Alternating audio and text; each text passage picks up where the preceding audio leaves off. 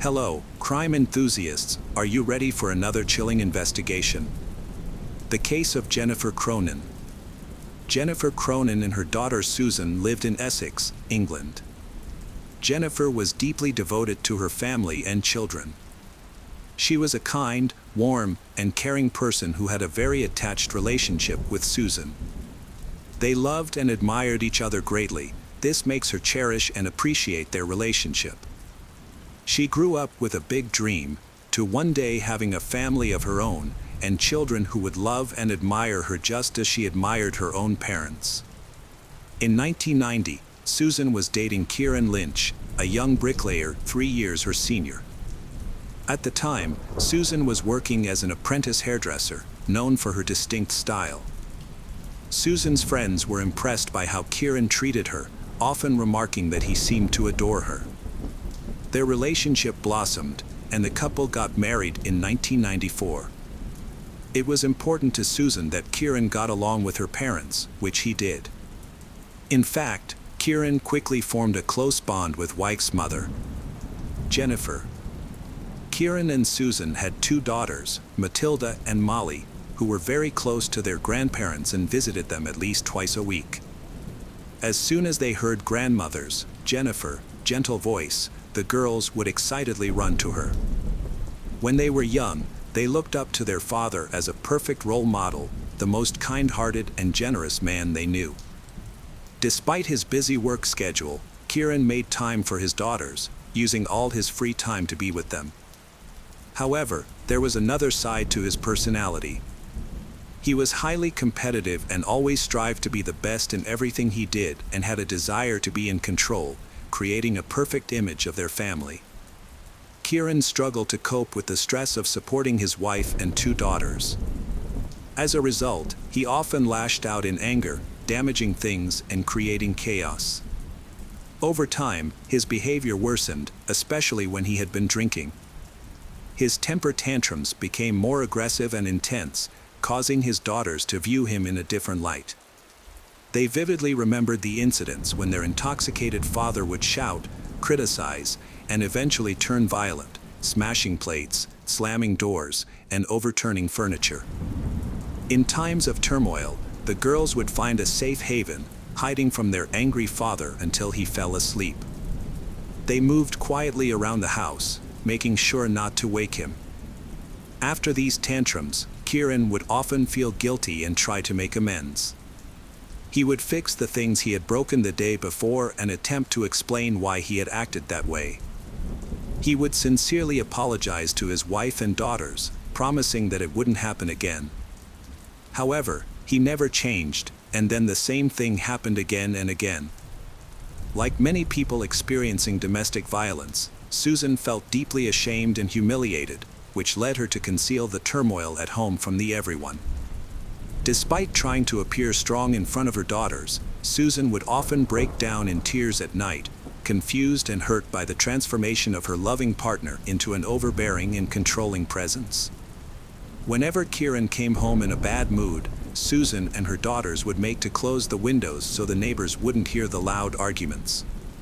Even the smallest thing could make Kieran's become angry. If Susan was late coming home from work, Kieran would search the town for her. When the daughters grew up, they started to stand up to their father when he was being cruel to their mother, Susan.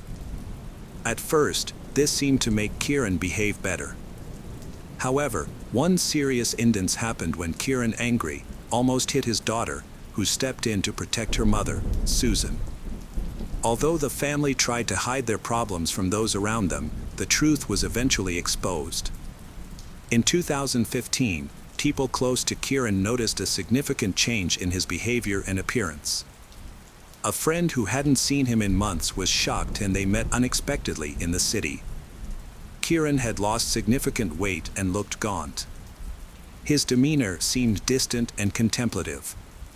It wasn't long before the cause of these changes became clear. While doing laundry, Susan found a packet of white powder in a small tube in Kieran's work clothes that she was washing. This discovery explained Kieran's recent erratic behavior, and it filled Susan with fear. Susan confronted her husband via text, lamenting his choices and saying he valued them more than family. Kieran didn't make any excuses but instead asked Susan not to discuss the matter with their daughters. When large amounts of money started to disappear from their credit card, Susan tried to talk to Kieran about it, but he became defensive and aggressive. As a result, the home environment became increasingly tense and strained. Kieran's behavior becomes more and more scary. One time, while their daughters were away, he put a knife to Susan's throat and threatened to end both their lives. On another occasion, he set up a noose in the attic. As these frightening incidents grew more frequent, Susan realized that if she didn't act, the situation could have disastrous consequences. Despite her desire to protect her family, Susan found it hard to open up to her own mother, Jennifer, because she doesn't want her mother to be sad. However, Susan knew she had to take decisive action to change their situation. In November 2016, after 24 years of marriage, Susan and Kieran decided to separate. Kieran made the difficult decision to leave the family home and move back in with his parents. Susan understood that this was for the best, because their daughters are grown up and they should no longer endure their father's noisy arguments. Her top priority was the well-being of their children.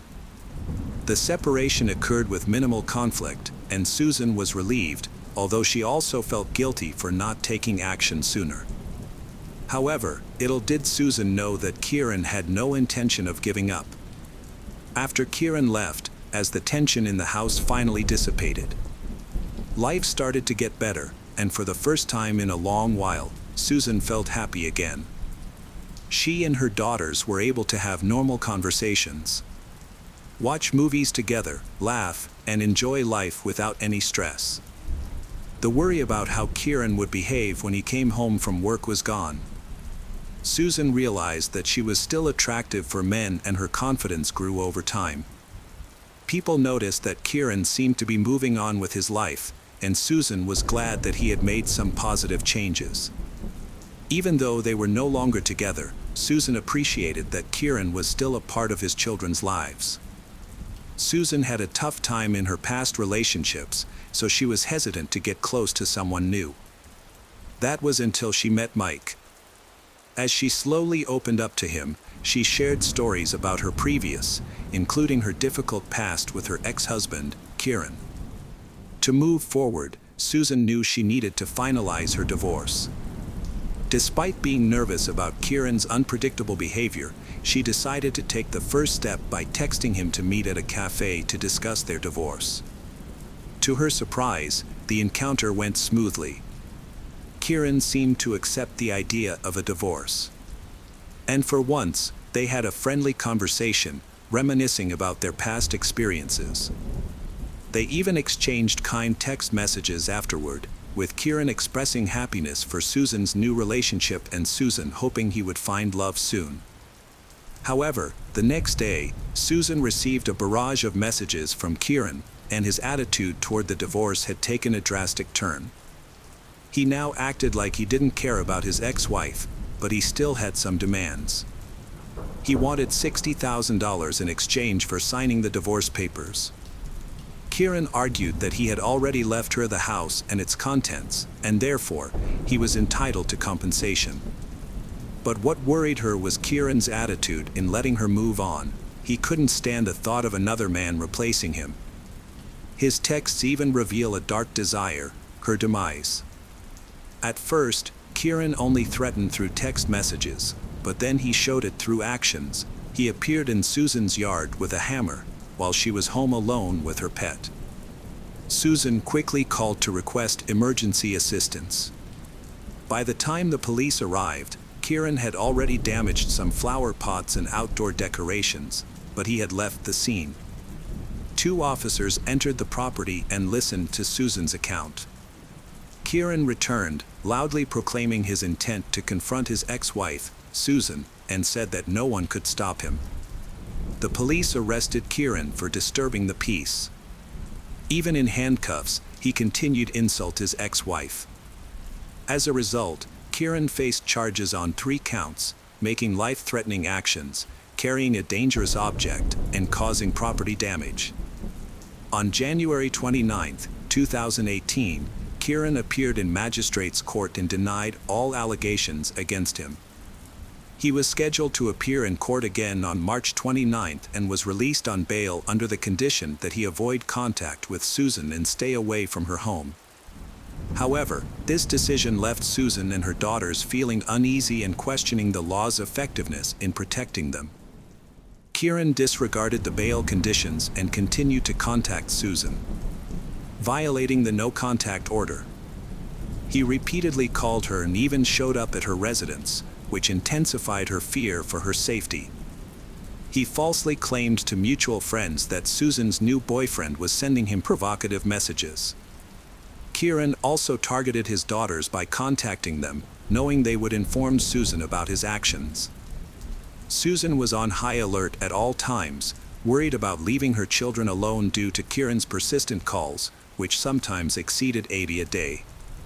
These frequent calls often involved threats of him showing up at her location. When Kieran failed to comply with his bail conditions, Susan contacted the authorities again. During this time, Kieran made a concerning call to the emergency services and revealed that he tried to end his life but did not have the courage to do so. A team of psychologists and police officers was sent to engage with him. Upon their arrival, Kieran assured them he was fine, and as a result, he was advised to schedule an appointment with his family doctor. At the time, he did not appear to have any mental health problems. Kieran continued to harass Susan and family with calls and messages. He took invading their personal space. He snuck into the garage and cut off the power supply. He also tampered with the garden hose at Susan's mother's, Jennifer, house and would sometimes lurk under the windows at night. His actions caused fear in Susan, their daughters, and even her elderly mother, Jennifer. Despite Susan's repeated pleas for help, but the police were of no help to her. When they arrived, they took statements and promised to make and arrest Kieran, but they failed to do so. The police considered this a normal dispute between people going through a divorce, and they did not realize the seriousness of the situation.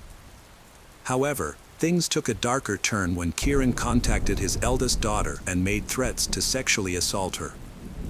When Susan found out, she was horrified. The police launched a search for Kieran at his home but couldn't find him. They advised Susan and her daughters to go to a friend's house or to Jennifer's house to avoid having to stay home alone. Youngest daughter Matilda stayed at a friend's house, while the oldest daughter, Molly, went to visit her grandmother, Jennifer, who lived alone after her husband passed away. Molly and her grandmother, Jennifer, spent a peaceful evening together, watching TV, drinking tea, and chatting. For a short time, they were able to forget about Kieran's threatening behavior. However, when they went to bed, the phone started ringing. When Jennifer answered, there was complete silence on the other end, and she thought it was a wrong number. Nevertheless, the phone continued to ring repeatedly. Susan and Molly were anxious and uneasy due to the phone calls this continuous. Molly felt like someone was hiding in the garden. A shadowy figure appeared outside against the dark background. For safety, Molly locked themselves in the bathroom with Jennifer. It was around 2 a.m. Meanwhile, Susan's phone was flooding with more calls and texts, so she also contacted the police for help. Unfortunately, the police had limited resources and couldn't keep a constant watch for the person making the calls. They advised Susan to turn off her phone and make sure all doors and windows were securely locked. In the past 24 hours, the police had received 6 ask-for-help calls. However, the authorities claimed they didn't have enough personnel to send a patrol. On March 13, 2018, as her granddaughter left the house, Susan decided to visit her mother, Jennifer. She wanted to offer her mother comfort and reassurance, and she promised her mother that she would not stand by while her family was bullied and threatened by someone who did not accept their divorce. At 72, Jennifer stepped out into the garden with her dog, enjoying the warm daylight. From inside, her daughter Susan watched with a smile, happy to see her mother happy. Abruptly, a loud noise was heard from outside at 10:48 a.m. Kieran entered the garden with a container of flammable liquid. He yelled angry insults at his mother-in-law, Jennifer. Then he approached Jennifer, pouring the liquid on her head, face, and back. Jennifer was terrified and screamed as he continued. Susan quickly called the emergency services, asking for help. The operator told her to run out into the street to get away from Kieran, which she did right away. Susan sprinted to the end of the street and looked back, but no one was chasing her. Remembering her mother was still in the garden, she quickly turned around to return home. Just then, Kieran poured the remaining liquid on himself and lit it with a lighter. Flames erupted, engulfing he and Jennifer. Police, firefighters, and medical staff, along with an ambulance, quickly arrived at the scene. When Susan returned to her mother's garden, she was horrified by what she saw. Her mother and Kieran were badly disfigured. Her mother, Jennifer, had severe burns. Her hair, eyebrows, and eyelashes were completely gone. And her skin was badly charred. Despite being in agony, Jennifer made it clear to Susan how much she loved her and that Susan and her children meant everything to her. Even in her critical condition, Jennifer tried to comfort Susan, reassuring her that everything would be okay. Kieran was severely injured with burns covering his entire body. He was sitting against a wall, gasping for air and still smoldering from the fire. Susan was consumed by grief and anger, lashing out at Kieran for his actions. She was struggling to understand how the man she once married could cause so much harm to her mother, whom she loved and protected dearly, and couldn't fathom how their relationship had ended in such a tragic way. Kieran was arrested on suspicion of trying to kill Jennifer Cronin. Both Kieran and Jennifer were taken to the hospital with serious injuries. A few hours after the attack, Susan was called in for an interview to help figure out what happened. It was discovered that Kieran had doused himself and Jennifer with a flammable liquid and set them on fire in the garden. Kieran, a 50-year-old man, was going through a difficult divorce from his wife, Susan. She had repeatedly informed the authorities about his aggressive behavior, which was made worse by his use of illegal drugs. However, due to a lack of police resources, the situation spiraled out of control, leading to disastrous consequences. As a result, the incident quickly gained media attention, and the lack of decisive action by law enforcement was heavily criticized. The medical team informed Susan that Kieran's condition was extremely serious, with severe burns covering almost his entire body. This devastating news affected his daughters deeply, who remembered their father as a loving and caring person. One of them wanted to visit him one last time before he passed away. However, due to the extent of his injuries, only the tip of his nose was recognizable, and it had turned black from the burns. During this final visit, the daughter expressed her love for her father and mourned the tragic circumstances. A toxicology report later revealed that Kieran's body contained both alcohol and illicit substances. Meanwhile, Jennifer was also fighting for her life in the intensive care unit, with burns covering about a third of her body, mainly on her upper body and head. Despite undergoing surgical procedures, her chances of recovery were low due to the severity of her injuries. Susan visited her mother, Jennifer, in the hospital frequently, where she saw her mother's immense suffering. As the situation seemed hopeless, Susan had come to accept that her mother's passing was near and wished for her to be with her late husband, free from pain and discomfort. Unfortunately, Susan's mother only had a short time left. After 17 days, she passed away on March 30th, 2018, at 13:32, with her family by her side. Although her time was almost up, her face remained peaceful. Susan held her mother's hand as she took her last breath, bringing an end to her mother's life on Earth. On January 21, 2019, an in-depth investigation began at County Hall in Chelmsford, aiming to understand the incidents that led to the deaths of Jennifer Cronin, 72, and Kieran Lynch, 50.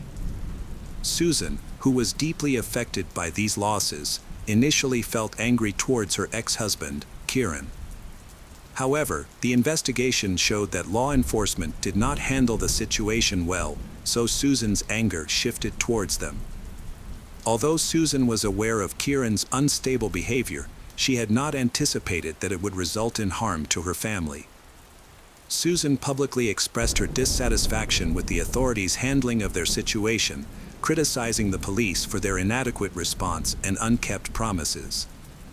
Specifically, she pointed out that Kieran's failure to be held accountable for breaching his bail conditions contributed to the tragic outcome of Jennifer's life.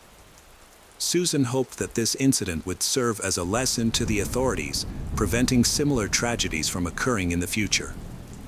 She emphasized that the police have a fundamental responsibility to protect and serve the community, a duty that she felt was severely neglected in her family's case.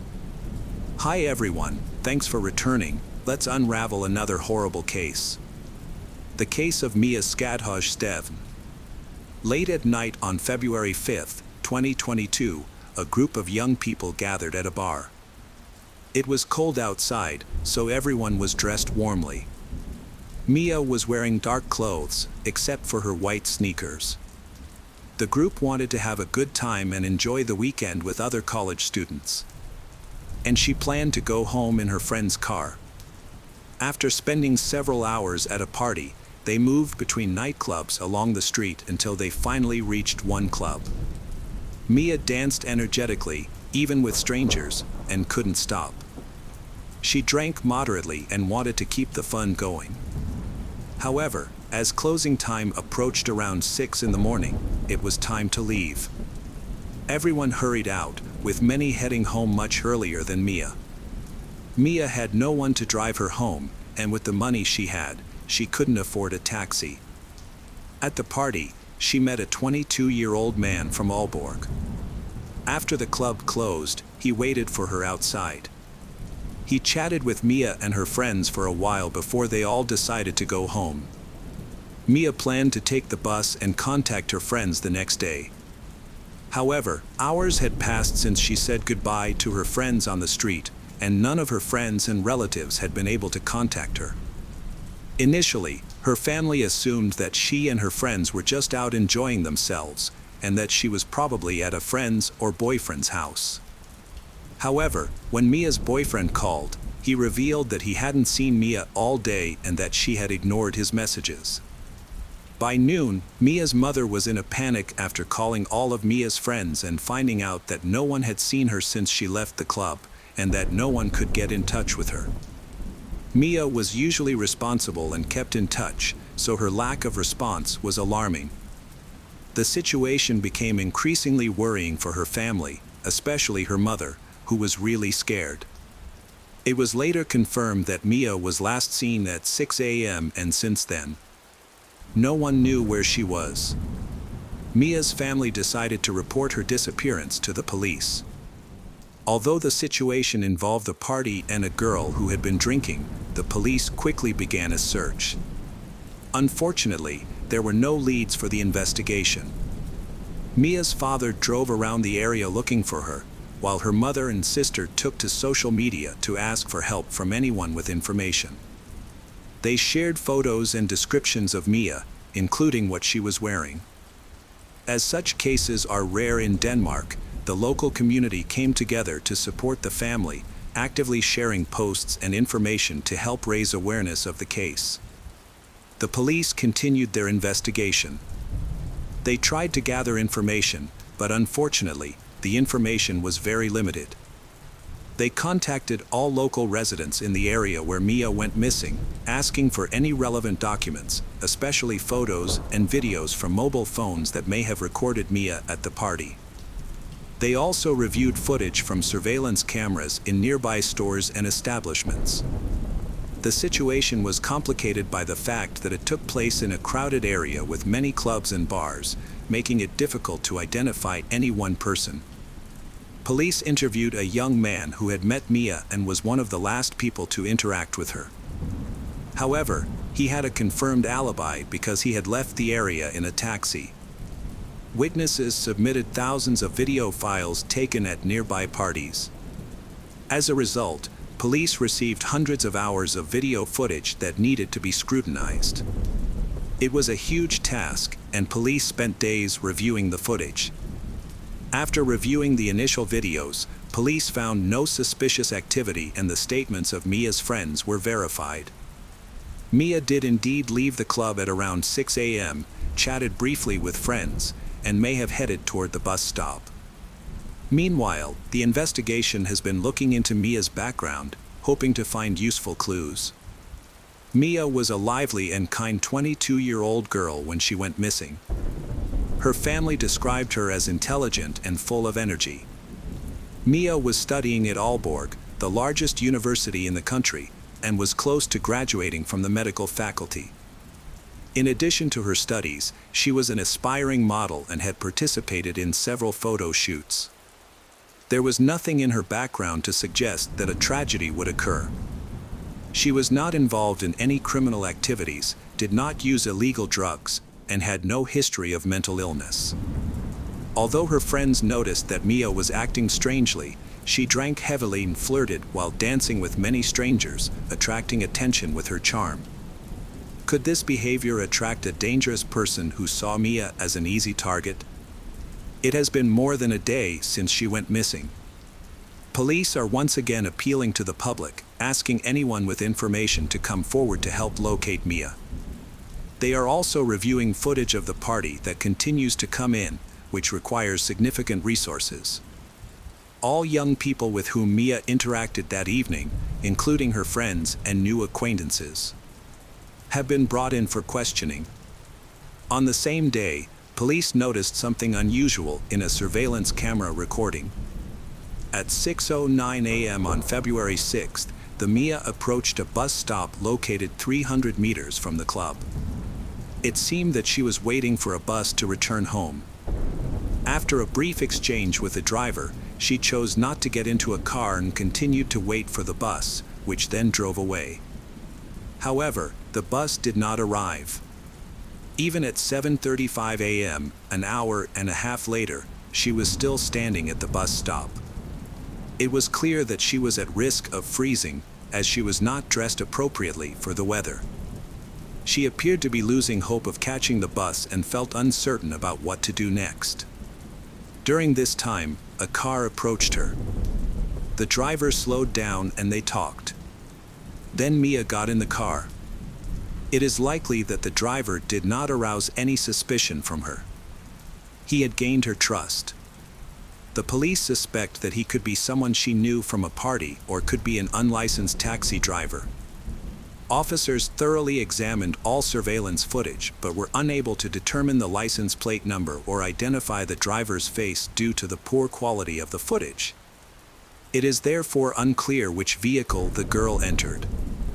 However, it was clear that the driver was the last known person to see Mia alive, making it important to locate and interview him. On February 8th, officers decided to reach out to the public for assistance once again. They hoped that someone who recognized the driver would contact the police. Officers also spoke to Mia's friends again to clarify the timeline of events. Her friends provided a detailed account of that night. After everyone returned home in the morning, a brief conversation in the parking lot at around 6:20 a.m. A friend who accompanied Mia to the bus stop gave a detailed description of her route. This information proved useful. The police were able to discover several additional video cameras that may have captured footage of Mia and the car that stopped to pick her up. This investigation led to important discoveries. It was discovered that the car had an unusual license plate. Additionally, the quality of the footage was high enough that all the markings on the license plate could be clearly seen. This helped them gather information relevant to the case. On February 9, 2022, police tracked down the owner of a 2015 Volkswagen Golf who lived a few streets away from a local club. When they arrived at the address, they discovered that it was the car that had been caught on surveillance cameras. Police investigated and linked the car to two men, childhood friends with previous convictions for minor crimes, including a previous incident where they pretended to be police officers at a football match. Although both men denied knowing anything about Mia's disappearance, the fact that police were given 24-hour access to the car under Danish law suggested that they were involved in the case. The two men were then brought in for a preliminary hearing, which had to take place within 24 hours of their arrest. During the trial, the prosecutor presented his case and the evidence he had gathered. The judge then reviewed this evidence to decide if the detainees should remain in custody or be released. This process ensures that the rights of the accused are protected while also ensuring public safety. If someone is deemed potentially dangerous, it becomes critical to act swiftly. By February 10, 2022, it had already been 4 days since the Mia went missing. No one had provided any information about her location, and there were no ransom demands. With every minute that passed, the chances of finding her alive were slim. A preliminary hearing for the men took place in the county courthouse, but it was closed to the public. During this hearing, it was decided that one of the men would be released. This decision does not mean that he is no longer a suspect in the case. Thomas Thompson, a 30-year-old electrician, then agreed to stay. He agreed to be held for 4 weeks while police thoroughly investigated his background and spoke to some of his acquaintances. Thomas was born on June 18, 1985, and grew up in southeastern Denmark. Later, he moved to a small town in Denmark with a population of about 500 people. Initially, he lived in an apartment before moving to his grandparents' farm. He built a career in the military, advancing to the rank of sergeant. After leaving the military, he trained as an electrician. Thomas was known to be a smart, polite, calm, and pleasant individual. The main reason for Thomas's arrest was that he was the owner of the black Volkswagen. In addition, Thomas failed to provide an alibi. The police began checking the GPS system. When they impounded Thomas's car, they discovered that he had attempted to turn off the GPS about 4 hours before meeting Mia at the bus stop. A specialized digital forensics team, using surveillance camera footage, was able to accurately trace the route of Thomas's car. It all started at Thomas's residence, where he drove around the city several times, picked up a girl, and then traveled through nearby towns with brief stops. Thomas spent several hours at Lysestrata and returned 2 days later.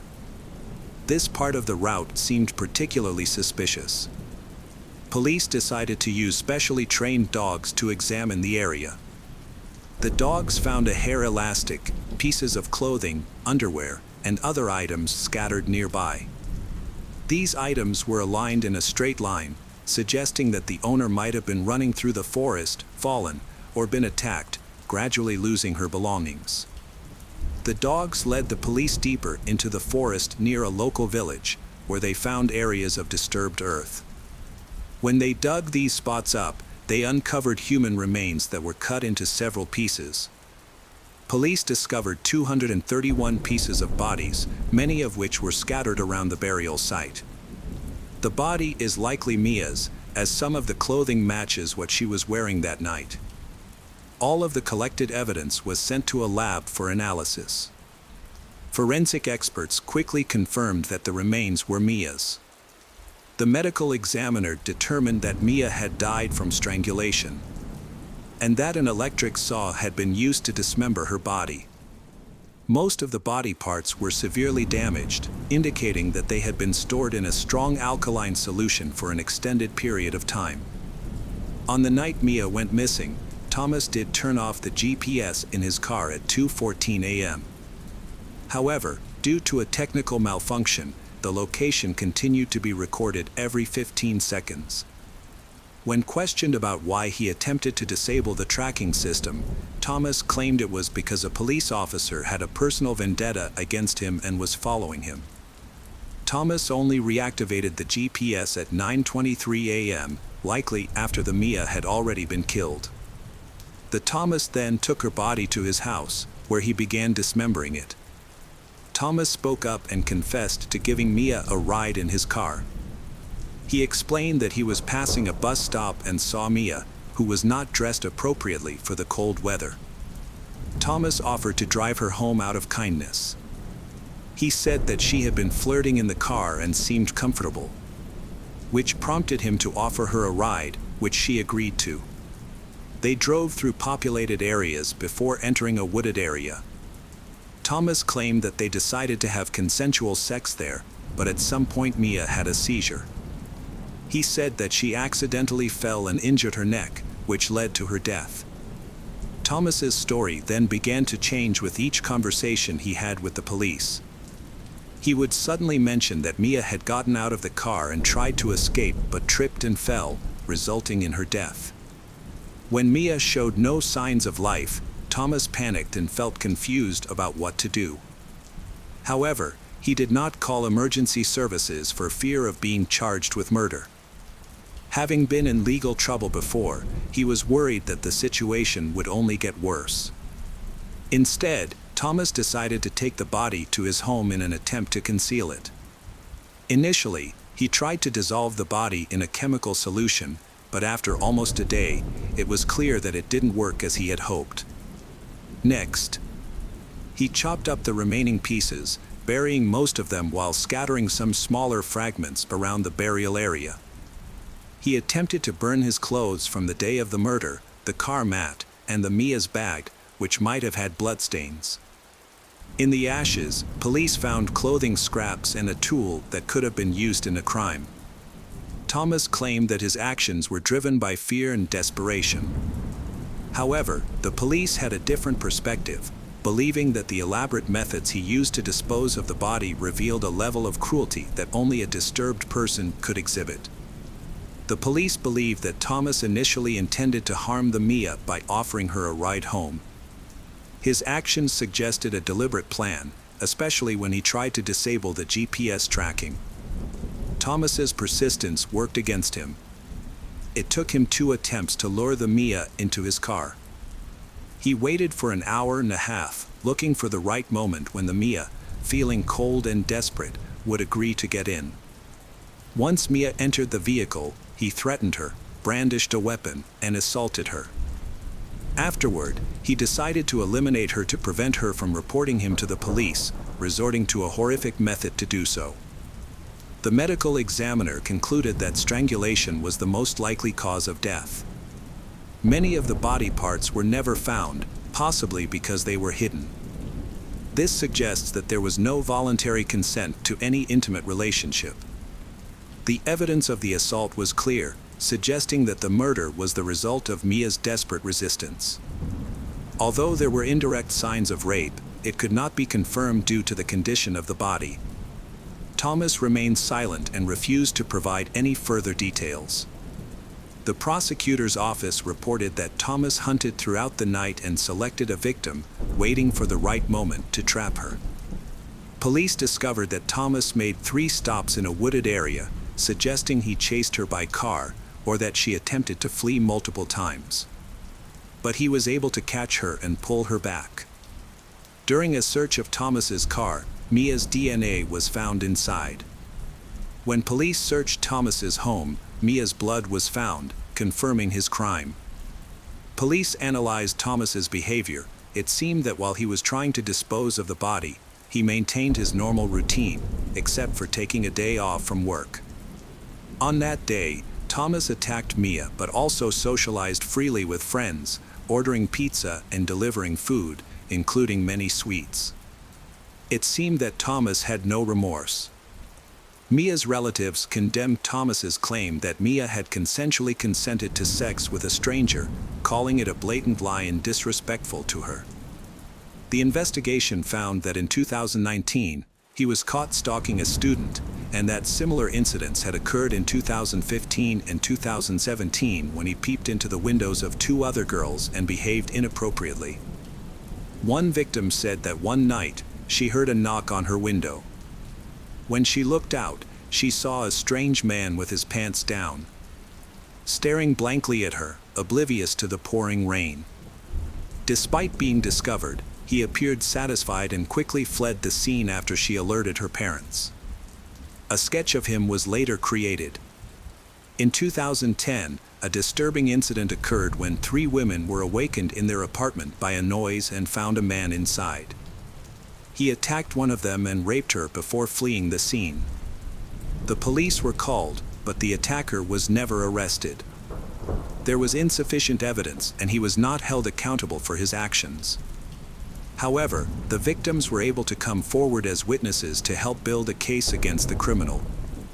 Additionally, Thomas's ex-girlfriend reported on his behavior during their relationship.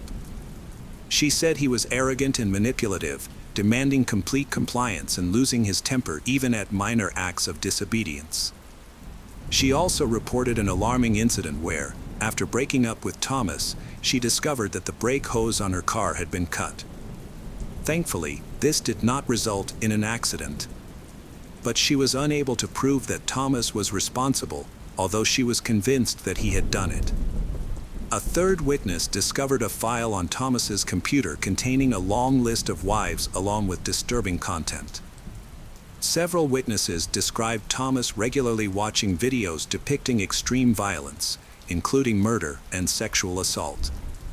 Psychiatrists evaluated Thomas and described him as having narcissistic personality traits, identifying Thomas as a sociopath lacking empathy for others. Despite this assessment, he was deemed sane.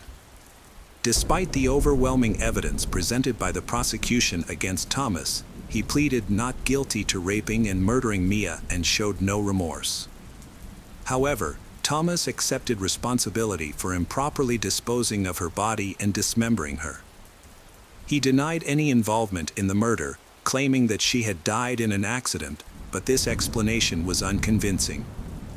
Even if Mia had been seriously injured in the accident, he could have called for help, which would have proven his innocence. Instead, Thomas chose to dismember her body without attempting first aid, despite he knowing the necessary techniques. In June 2023, 38-year-old Thomas Thompson was convicted of murdering Mia Skadhosh-Stephen. He was also convicted of aggravated indecency with a body. The prosecutor asked for a life sentence, while Thomas's attorney argued for a reduced sentence. Ultimately, Thomas was sentenced to life in prison because he was deemed a threat to society. He will be eligible for parole after serving 10 years. Hello friends, welcome to our channel. Today we're going to take a look at another horrible case with you. The case of Crystal Rogers. Crystal Rogers, a devoted 35-year-old mother of 4 from Bardstown, Kentucky, shared custody with her ex-husband Keith despite their separation. They maintained a friendly relationship for their children's sake. Crystal lived 45 miles southeast of Louisville with her current boyfriend, Brooks Holt, and their 2-year-old son. As a responsible and reliable parent, Crystal always responded to her mother Sherry Ballard's calls. However, when Sherry couldn't reach Crystal on July 5, 2015, she grew concerned. It was unusual for Crystal to ignore her mother's calls, and Sherry's worry intensified with each passing hour. After 24 hours of silence, Sherry's maternal instincts told her something was wrong. She tried contacting Crystal multiple times, but her efforts were met with silence. Sherry then reached out to Crystal's friends and family, hoping someone could provide information about her daughter's whereabouts. Crystal's family had not seen or heard from her in a while, which was unusual. Her sister Brooke tried to reach her but couldn't, and her boyfriend Brooks said he hadn't seen her since Friday night, when she was playing games on her phone before he went to bed. When Brooks woke up the next morning, Crystal was gone, and he thought she might have gone to visit her cousin for the 4th of July. However, Crystal's mother Sherry was worried and tried to contact her, but couldn't.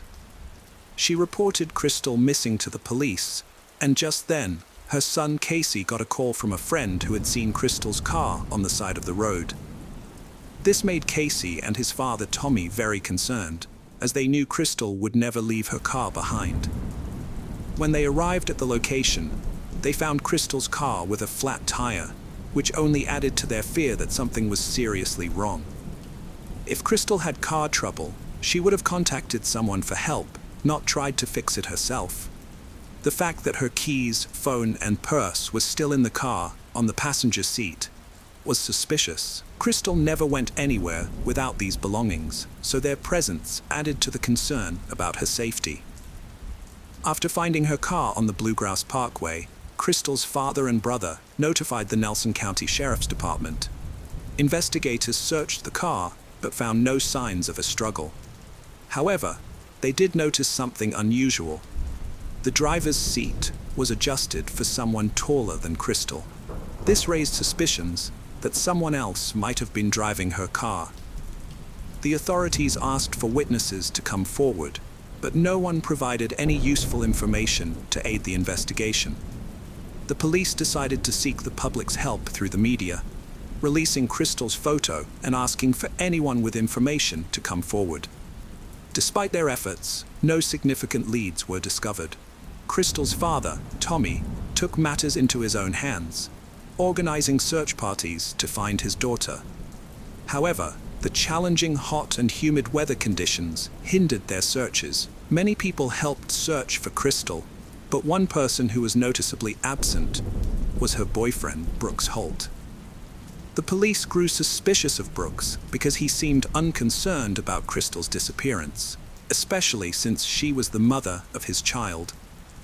When questioned, Brooks claimed that Crystal and their son had gone with him to his family's farm the night before.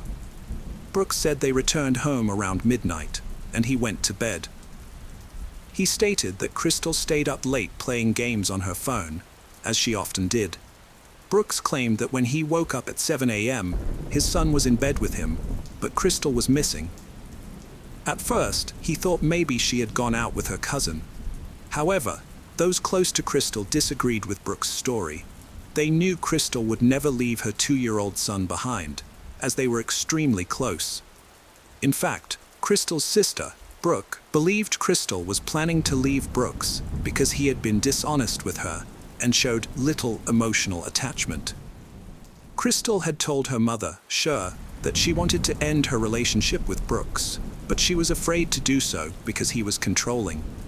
Crystal's brother, Casey, had also noticed the tension between them and had seen them arguing several times. The police asked Brooks to come in for questioning and gave him a polygraph test, but the results were inconclusive. After the test, Brooks had a formal interview with the detectives. They had gathered evidence that supported his alibi, including a video that showed his truck entering his family's farm and leaving around midnight. However, because the truck had tinted windows, they couldn't determine who was in the vehicle at the time. Brooks explained that while he was at the farm, he did some chores, set a fire to dispose of building materials, and waited for the fire to die out before driving back home. During the interview, the police asked him about a brief 13-second phone call he made to a business associate, Steve Lawson, on his way back from the farm. To clear up any confusion, Brooks asked Steve Lawson to explain their conversation to the police during the interview and called him.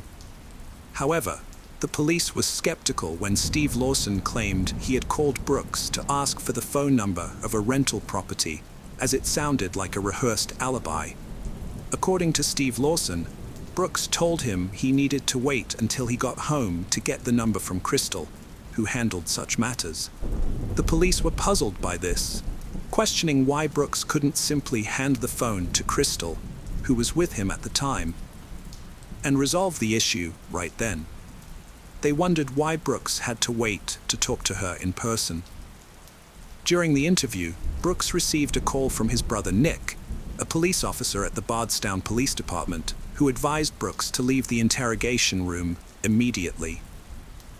The police were skeptical that Crystal had voluntarily abandoned her car on the side of the Bluegrass Parkway. They suspected that something had happened to her while she was at the Brooks HW family farm.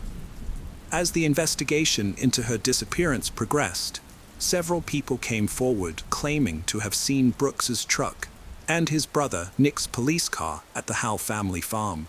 Detectives became increasingly convinced that the brothers were at the farm, attempting to destroy evidence related to Crystal's disappearance. To obtain more information, the police decided to bring Nick, Brooks's brother, in for questioning. They confronted him with eyewitness accounts that placed him at his family's farm on July 8th, and asked him to provide an explanation for his presence there. Nick claimed to have no idea what the police were referring to and said he wasn't out that night. But the police didn't believe him. They directly asked Nick if he and his brother had destroyed or hidden evidence related to Crystal's disappearance. Nick firmly denied any wrongdoing and swore that his brother was incapable of harming anyone. The police officer, Nick, was adamant that he would never assist in covering up a crime, including helping Brooks. After the interview, Nick agreed to take a polygraph test, but he failed 2 questions: whether he knew Crystal's current location and if he was withholding information about her disappearance. Despite failing the polygraph, Nick insisted he was telling the truth. On October 15th, the police investigation identified Crystal's boyfriend, Brooks Holt, as the prime suspect in her disappearance. The same day, Nick, Brooks' brother, was fired from the Bardstown Police Department for hindering the investigation. Although the police were confident they knew who was responsible for Crystal's disappearance and death, they lacked sufficient evidence to make an arrest. They were hesitant to take their suspect to court without solid evidence, fearing an acquittal would prevent them from retrying the case due to double jeopardy. In Kentucky, the FBI and local law enforcement joined Crystal's friends, family, and volunteers in an extensive search effort at the 240-acre Ha family farm. Despite daily searches, Crystal's loved ones were left frightened and desperate for any news. The searchers hoped to find Crystal safe and sound, but they also needed answers. At the farm, investigators thoroughly examined the remains of a fire, but they didn't find any human remains. They did discover pieces of clothing in the ashes, but they couldn't link them to Crystal's disappearance. The police issued multiple search warrants for the farm, targeting vehicles and homes. However, these searches didn't produce any significant leads or evidence related to Crystal's case. A $100,000 reward was offered for information about her disappearance, but no one came forward with any information. Tommy Ballard, Crystal's dad, was driven to find his daughter. Her disappearance hit him hard, especially since he'd already gone through a similar tragedy. In 1979, his pregnant sister was brutally murdered by her husband and his friend. They shot her, beat her, and then burned and scattered her remains on a farm. Though it took years, the perpetrators were eventually caught, convicted, and sentenced to life in prison. Despite this painful past, Tommy refused to give up on finding Crystal. He pursued every lead, no matter how small, and explored every avenue. He talked to neighbors, interviewed potential witnesses, and contacted anyone who might have information. To aid his search, Tommy spent his own savings on hiring experts, including cadaver dogs and a private investigator. Tommy Ballard was determined to solve the mystery, so he kept detailed records of every tip he followed and clue he found. He regularly met with the police to share his discoveries and get their input. On an early November morning in 2016, Tommy took his 11-year-old grandson, Crystal's son, on a hunting trip on their property. Tommy's wife, Sherry, watched as they left, feeling a sense of unease. She quickly said a prayer, asking God to watch over them in the woods. Sherry then returned to bed, trying to relax. However, just minutes later, the phone rang, shattering her peace. When she answered, she heard her panicked grandson on the other end. "Papa has been shot," he cried, his voice trembling with fear. Sherry's heart sank, and she was overcome with panic. She rushed to the bathroom, grabbing clothes as she went, while her grandson continued to cry on the phone. Sherry quickly reassured her husband, telling him she was calling 911 as she rapidly got dressed. Her mind was flooded with worries about his condition. When she arrived at the scene, she was met with an overwhelming sense of grief. She rushed to Tommy's side, shaking him vigorously. But her distress turned to horror as she saw blood gushing from his nose. When officers and witnesses arrived, they quickly pulled Sherry away from Tommy so that medical personnel could tend to him. However, Sherry knew her husband was already dead. Tommy Ballard was pronounced dead at the scene, having been shot once in the chest. Initially, the police suggested that Tommy's death was a hunting accident, which outraged Sherry. She was adamant that this was not an accident, but rather a deliberate murder. As the investigation unfolded, authorities ruled out the possibility that Tommy took his own life, finding that his weapon had not been fired. They also cleared Tommy's 11-year-old grandson of any involvement in the shooting. Eventually, the Kentucky State Police announced that they were treating Tommy's death as a murder investigation. The Ballard family believes that Tommy's murder was connected to his investigation into his daughter Crystal's disappearance. They think those responsible for harming Crystal wanted Tommy silenced, fearing he might uncover the truth. In 2022, the FBI led a 5-day investigation into Crystal Rogers' disappearance, returning to the Haar family farm to gather more evidence. Their goal was to collect enough evidence to hold the responsible individual accountable. Although the FBI didn't disclose what they found, a spokesperson confirmed in October 2022 that all evidence collected would be analyzed at the FBI's lab in Quantico as the investigation continued. The Kentucky Attorney General made a key decision, appointing a special prosecutor to help with the prosecution of criminal charges related to the deaths of Crystal Rogers and her father, Tommy Ballard. Crystal's mother, Sherry Ballard, was informed of the appointment and strongly supported it, believing it was necessary to ensure justice for her loved ones. In July 2023, a Kentucky grand jury indicted 32-year-old Joseph Lawson on 2 counts: conspiracy to commit murder and tampering with physical evidence, both related to Crystal's disappearance. 2 months later, Crystal's boyfriend, Brooks Houck, was arrested and charged with murder and tampering with physical evidence. The judge set his bond at $10 million and ordered him to avoid contact with Crystal's family. The people of Bardstown felt a mix of emotions when Brooks Houck was arrested for Crystal's murder. While the news was heartbreaking, bringing home the reality that Crystal was not just missing, but had been killed, many felt a sense of satisfaction, knowing that justice would be served. The arrest brought a sense of closure and relief to those affected by Crystal's tragic death. Brooks Houck appeared in court virtually 1 month after his October 2023 arrest. This crucial hearing brought new revelations about another unsolved Bardstown murder. The judge asked prosecutor Shane Young if his team was investigating any other cases connected to Crystal's case. The prosecutor was investigating 2 connected murders: Crystal's murder and the murder of her father, Tommy Ballard. They believed they had the gun used to kill Tommy, which they claimed to have purchased from Nick Houck, who allegedly used a fake name during the sale. Brooks Houck's attorneys requested that the Nelson County judge be disqualified from the case, citing bias and unfair treatment since 2017. They also argued that the $10 million bail was excessive. However, the Kentucky Appeals Court ruled against Houck, upholding the $10 million bond and denying his request to replace the judge. In a separate development, Stephen Lawson was indicted in December 2023 on charges of conspiracy to commit murder and tampering with physical evidence.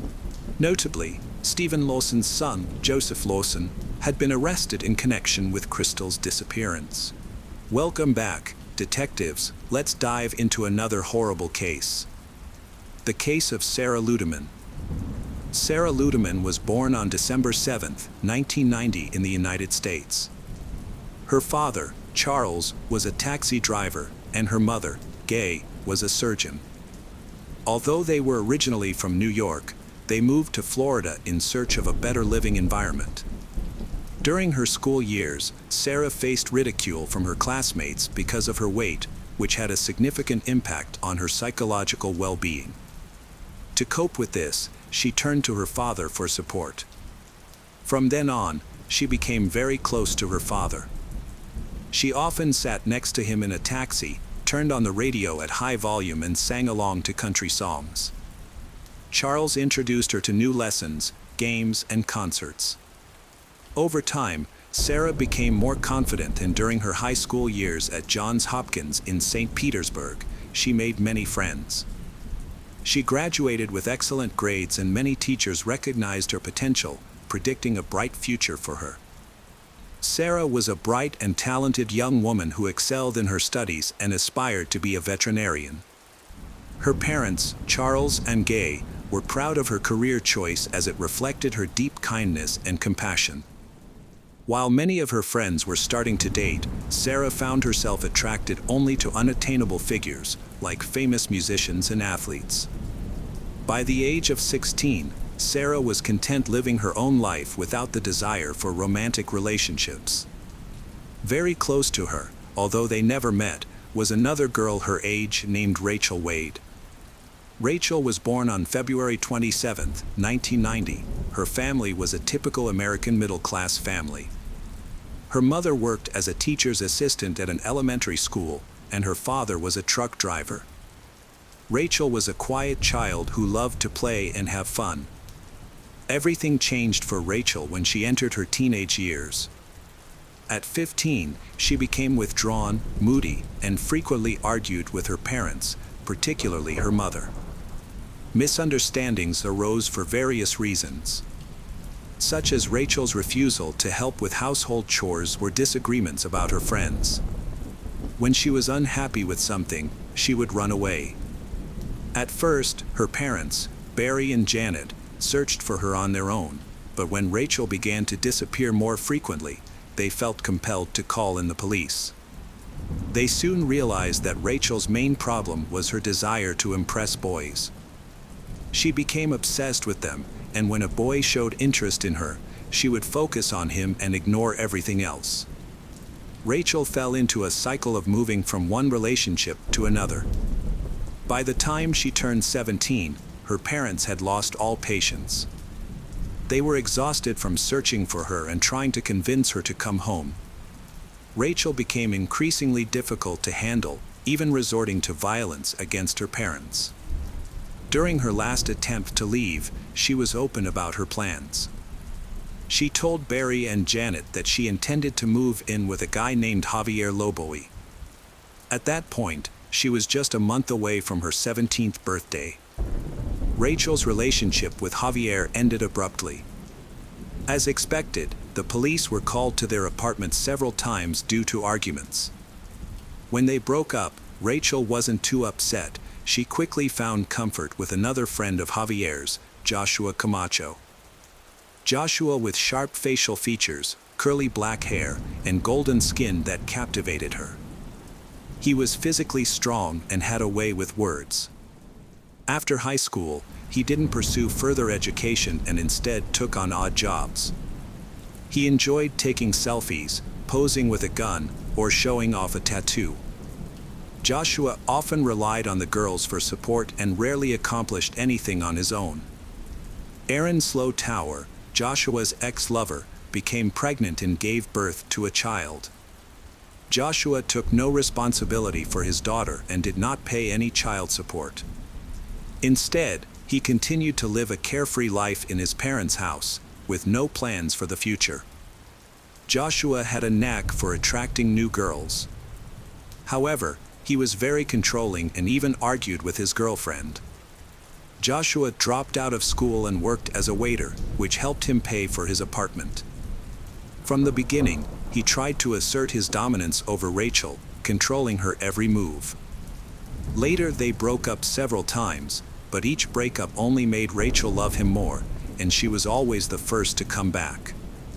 One day, Sarah Ludeman visited the restaurant where Joshua worked, and her life changed forever. She fell in love with him at first sight. Joshua made Sarah feel extremely special. Soon, Sarah mustered up the courage and told her parents about her feelings. However, Charles and Gay doubted the sincerity of Joshua, who clearly loved no one but himself and only met gullible and naive girls who could easily believe his charming words. Her parents decided to be patient, hoping that the relationship would eventually end on its own. However, this did not happen. The teenage love story continued to develop. It got to the point where Sarah transferred to another school to be closer to Joshua. Although her parents disapproved of this decision, they held on to the hope that their daughter would eventually realize the truth and that things would return to normal. During the first 6 months of their relationship, Joshua and Sarah frequently argued in public, often so violently that the police were called. One day, Sarah got into a fight with Erin, the mother of Joshua's daughter. During the argument, Joshua became angry and punched Sarah in the face, but she did not press charges. It's unclear how he managed to manipulate all 3 women, but it seems the 3 girls' different schedules made it easier for Joshua to deceive. Sarah had to be home by 11 p.m. at the request of her parents, while Erin worked 2 jobs and was only free at night. Despite her jealousy and sometimes finding Joshua with other women, Erin always returned to him. Rachel, on the other hand, had a busy job but had her own apartment, where Joshua would sometimes stay. When Sarah and Rachel discover each other, instead of facing Joshua together, they focus on competing for his affection. Their rivalry takes place primarily online through text messages and social media. Both girls are certain that they will win Joshua's heart, believing that he will eventually choose one of them. This leads to incidents such as slashed tires, broken mirrors, and street arguments. Their behavior worries their parents, who feel helpless and unsure of how to intervene. Conflict between Sarah and Rachel escalated from simple online arguments and minor issues to serious threats of violence. After Joshua and Sarah's trip to New York, Sarah posted photos of them together on MySpace, which greatly angered Rachel. On August 29, 2008, Rachel left an angry voice message for Sarah, threatening her life.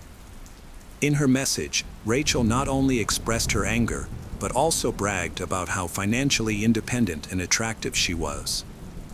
Sarah later saved these messages, possibly out of fear for her safety. Rachel had been texting Sarah all morning, bragging about her relationship with Joshua. Sarah's best friend Ashley had been encouraging her to get over Joshua for the past few months, reminding her that she deserved better, but Sarah never took her advice. During lunch, while the other students were in the cafeteria, Sarah cried in Ashley's arms. Ashley tried to cheer her up by suggesting that they go to the mall or the movies after school, but Sarah refused, insisting that she needed to talk to Joshua. Her situation worsened when she went to Rachel's MySpace page and saw a post in which Rachel expressed her love for Joshua. Although Rachel did not mention him by name, Sarah immediately realized who she was referring to. Frustrated, Sarah sent Joshua several text messages but received no response. She then accused him of ignoring her. Joshua eventually responded but tried to change the subject away from Rachel. After a few messages, Sarah rushed to see him. Meanwhile, Rachel, who had the day off from work, offered to spend time with Joshua, but he refused, saying that he needed to take care of his sister's children. Not believing his excuses, Rachel decides to go to his sister Janet's house to confirm if Joshua is lying.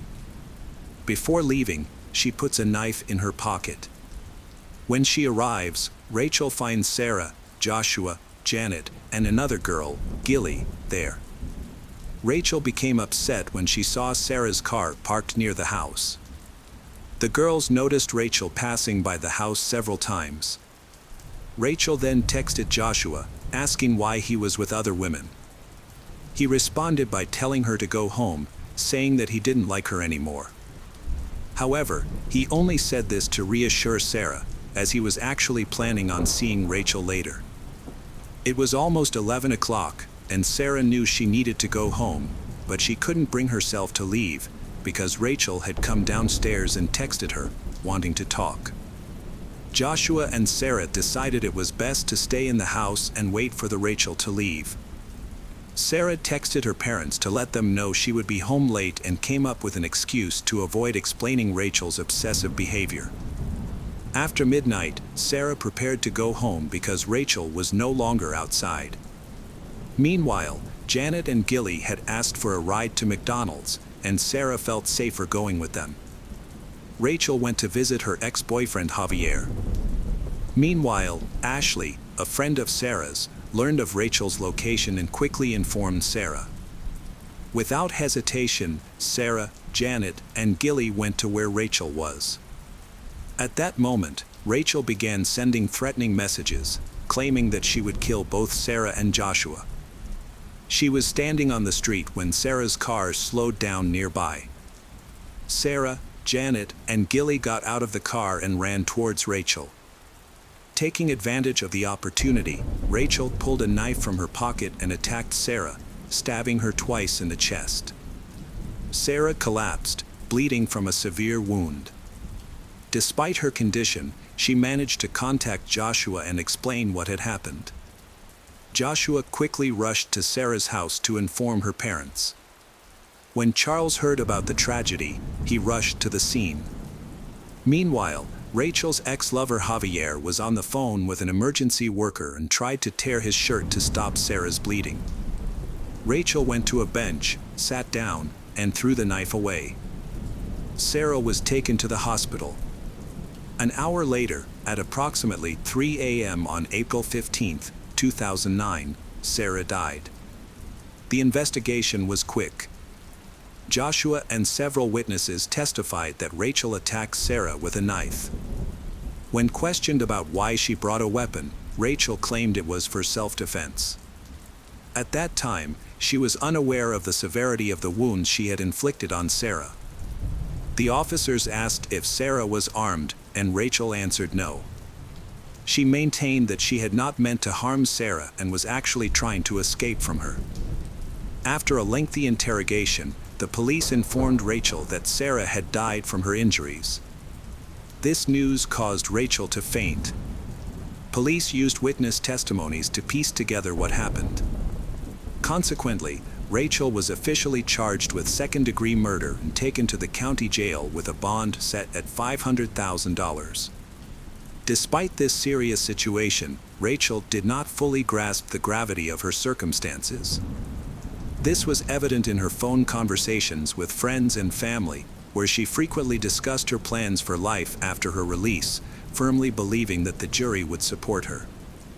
The trial started on July 20, 2010. The prosecution argued that the intense and hostile dynamics within the love triangle were the motive for Sarah's murder. They highlighted that Rachel had been threatening Sarah on social media prior to the crime, claiming that Rachel's attack was so brutal that the knife blade was bent during the assault. The defense pointed out that Sarah was physically larger than Rachel, emphasizing that Rachel acted in self-defense in a dangerous situation where there were multiple girls present. Witnesses from that night, Janet, Gilly, gave their accounts. Janet and Gilly confirmed that they heard Rachel threaten to kill both Sarah and Joshua. Prosecutors presented a recording of the 911 call from that night. In addition, recordings from 2008 and text messages saved by Sarah were introduced into evidence and played a key role in determining the outcome of the case. The jury, which reached its verdict in just 2 hours, found 20-year-old Rachel Wade guilty of second-degree murder. During her trial, she received a 27-year prison sentence, with the possibility of parole after 20 years for good behavior. Rachel was then sent to a women's correctional facility to serve her sentence. Joshua, who was in Florida, left the state. Some believe he went to New York to visit relatives and avoid media scrutiny, while others think he returned to Florida to reconcile with Aaron. In 2011, Rachel, who was in prison, agreed to an interview. She expressed remorse for the events that occurred and wished she could go back in time and make different choices. Hi everyone, thanks for returning. Let's unravel another perplexing mystery. The case of Belinda Temple. Belinda Temple was born and raised in Texas. In 1986, Belinda went to college in her hometown, while her twin sister, Brenda, left to study at Stephen F. Austin University. Belinda decided to stay with her parents because she was dating Marshall Kummer, who was 3 years older than her. She was completely absorbed in the relationship. However, Belinda's parents were not pleased. They were concerned that the relationship would disrupt her studies, leading to her having children early and dropping out of school. This caused a lot of tension in the family. Belinda's mother, Carol, did not agree to her daughter living with Marshall. Belinda was a strong-willed and determined girl, and she may have taken her mother's advice as a threat.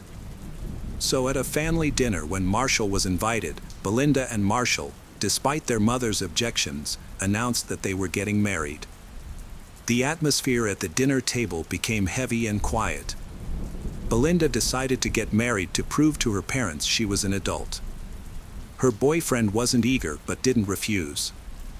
They married without a grand celebration, with Belinda wearing her sister's white dress and spending the day with friends drinking champagne. The next day, she moved in with him at his parents' place. The marriage was mainly to stop her mom's criticism and gain independence. But not 6 months later, Marshall began to spend little time at home, saying he was working late, but was actually with another woman. Belinda found out when she noticed that her husband was acting strangely one day. She waited until his workday was over and followed her husband, and that's when it all came to light. Marshall was walking hand in hand with some strange woman, most likely with his colleague. Belinda didn't start any arguments or jealousy, she just packed her things and went back to her mother. Marshall kept trying to ask for Belinda's forgiveness, but she wouldn't budge. After that, they soon divorced.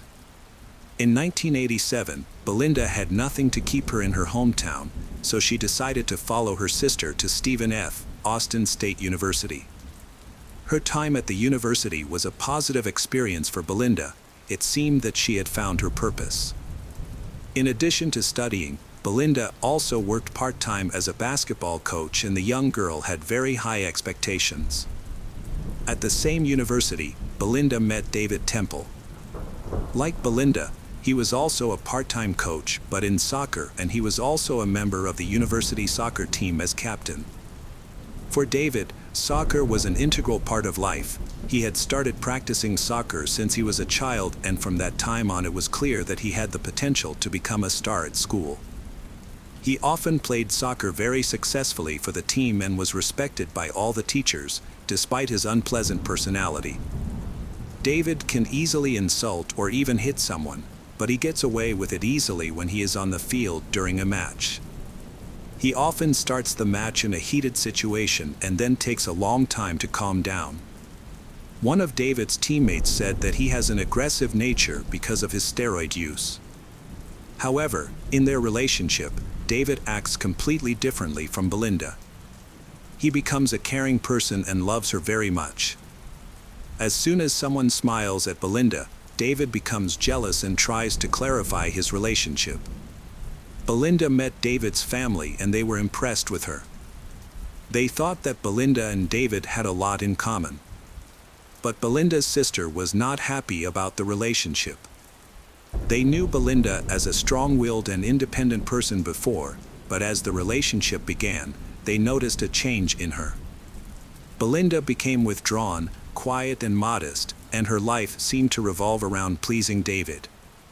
Belinda also began to distance herself from her family. She called her parents less often and stopped visiting home as she used to. This was a worrying sign in a toxic relationship. However, David and Belinda continued their relationship. They bought a bull terrier and named him Shaq. After graduating from college, they decided to get married. In January 1999, David and Belinda Temple were expecting their second child. Belinda was nearing her due date, and doctors predicted that she would go into labor in a few weeks. As a pregnant mother, Belinda often felt tired and fatigued. She also had to care for her son Evan. To give his wife some rest, David decided to take Evan for a walk in the park that evening. They walked in the fresh air, but soon felt tired and hungry. They then went to a restaurant for a bite to eat. When they got home, David was shocked to find the front door of his house broken. To keep Evan safe, David quickly took his son to a friend's house who lived nearby, and when his son asked why he couldn't come home, David lied and said his mother was in the hospital. One of David's neighbors, Quentin Harland, had just opened the door to the unexpected visitor, David. He carried his son straight into the living room and quickly returned to the house. Quentin was confused by this and yelled for his wife to watch the child and ran after David. He asked David, "What's going on?" But when he saw the broken front door of the temple house, Quentin realized that David probably had no idea what was waiting for him inside. When he entered the house, Quentin saw a horrible scene. Everything was in ruins, the cabinets were open, furniture was scattered on the floor, and especially there were blood stains on the floor leading to the stairs. Quentin quickly pushed David aside and saw under the stairs, in the dressing room, Belinda lying face down with her arms outstretched in a large hole in the back of her head. David seemed too shocked to say anything or rush to his wife's body. He took out his cell phone and called the police. Police immediately rushed to the scene but did not enter the house immediately because the Temple family's dog, Shaq, was aggressive. The dog growled and barked at the uniformed officers, prompting one of them to draw his gun. However, the situation was calmed when David Temple came out of the house, then led the dog into the garage. When the officers entered the house, they investigated the scene and concluded that it appeared that a robbery had occurred. They speculated that the burglars did not know that the homeowner was in the house at the time, so they shot her to avoid exposing witnesses. The police began investigating the crime scene. They wondered how the burglar could have entered a house guarded by a ferocious bull terrier. They began to investigate carefully. At the main entrance, the police found broken glass. But this glass was not broken by someone trying to unlock it from the inside, as the glass fragments would have been concentrated near the threshold. Instead, the glass fragments were located far from the door, to the right of the entrance. This indicated that the main door was unlocked and the glass was broken, and it was unclear why the burglar did so. The police opened a box on the nightstand in the living room and found several pieces of jewelry that appeared to be gold. It was unclear why the burglar did not take these pieces of jewelry. The more they investigated, the more suspicious the police became that something was not right around the case.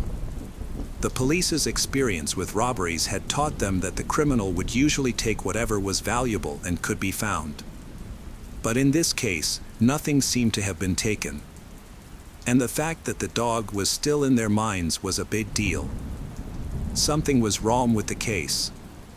In the murder, the wound suggested the victim had been shot in the back of the head. It is likely that the weapon used was a 12-gauge shotgun, since the victim was kneeling with his back to the killer. But shotguns were uncommon in robberies and were difficult to carry or transport without being detected, which made the police even more suspicious. In the murder of Belinda, it happened at 4 o'clock in the afternoon. A typical criminal would not dare go out with a shotgun in the daytime. David mentioned that he owned a few rifles. However, when the police came to search, the handgun involved in the case was not among the weapons that David had reported. The police asked David to come to the police station to file a report and confess the stolen items. Although worried, David agreed to participate. Police began investigating Belinda's relationships. A young boy named Riley Joe Sanders came to the attention of the police. Riley is a student of Belinda's at school. He has an explosive personality and is especially fond of skipping school. Belinda was not one of those teachers who turned a blind eye to student absenteeism. So when she noticed that one of her students, Riley, had been absent from class for months, she immediately reached out to her colleagues. She wanted to know if this was her problem as a teacher or if the boy was a systematic truant. Her colleagues answered that it was not her problem. The boy was brought up in a bad family, and no one cared about him. He appeared at school only rarely. Belinda couldn't leave it at that. That same evening, she visited his mother, who lived nearby, and had a serious talk with her, which later bore fruit. However, it wasn't quite what the young teacher had expected. Riley Joe Sanders came to class. But during a basketball game, when Sanders pushed his opponent and Belinda pointed out Riley's disgusting behavior, he insulted her with the last words and even said something like, "You'll answer to me for this, you better look around, especially in the evenings." Riley had no explanation for where he was on the day of the murder and had also threatened Belinda.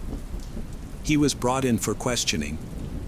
His father had a .12 caliber gun, but when the police searched the house, they did not find a weapon. When Riley realized that the police suspected him, he confessed that he had been with friends on the day of the murder. He had kept quiet because he had been in a large group and did not want to hurt anyone. The charges against Riley were dropped. Beside that, the police began questioning Quentin Harland. David and Quentin were not only neighbors but also co-workers at the same school. They had a close friendship and often met outside of work to watch sports on TV or attend family barbecues. One day, David and Quentin discovered a new young teacher at the school named Heather Scott. Quentin showed special interest in her, even asking her out to dinner, but Quentin's efforts were unsuccessful because Heather declined the invitation. Quentin accidentally discovered a secret relationship between David and another woman. This made Quentin very angry and resentful because David was married and had a son. However, Quentin kept it a secret and did not reveal anything to others. In the work environment, David and this woman seemed to be a happy couple, and many people in the teaching staff had the same impression. However, no one knew that David had another wife named Belinda. Belinda did not suspect that her husband was having an affair.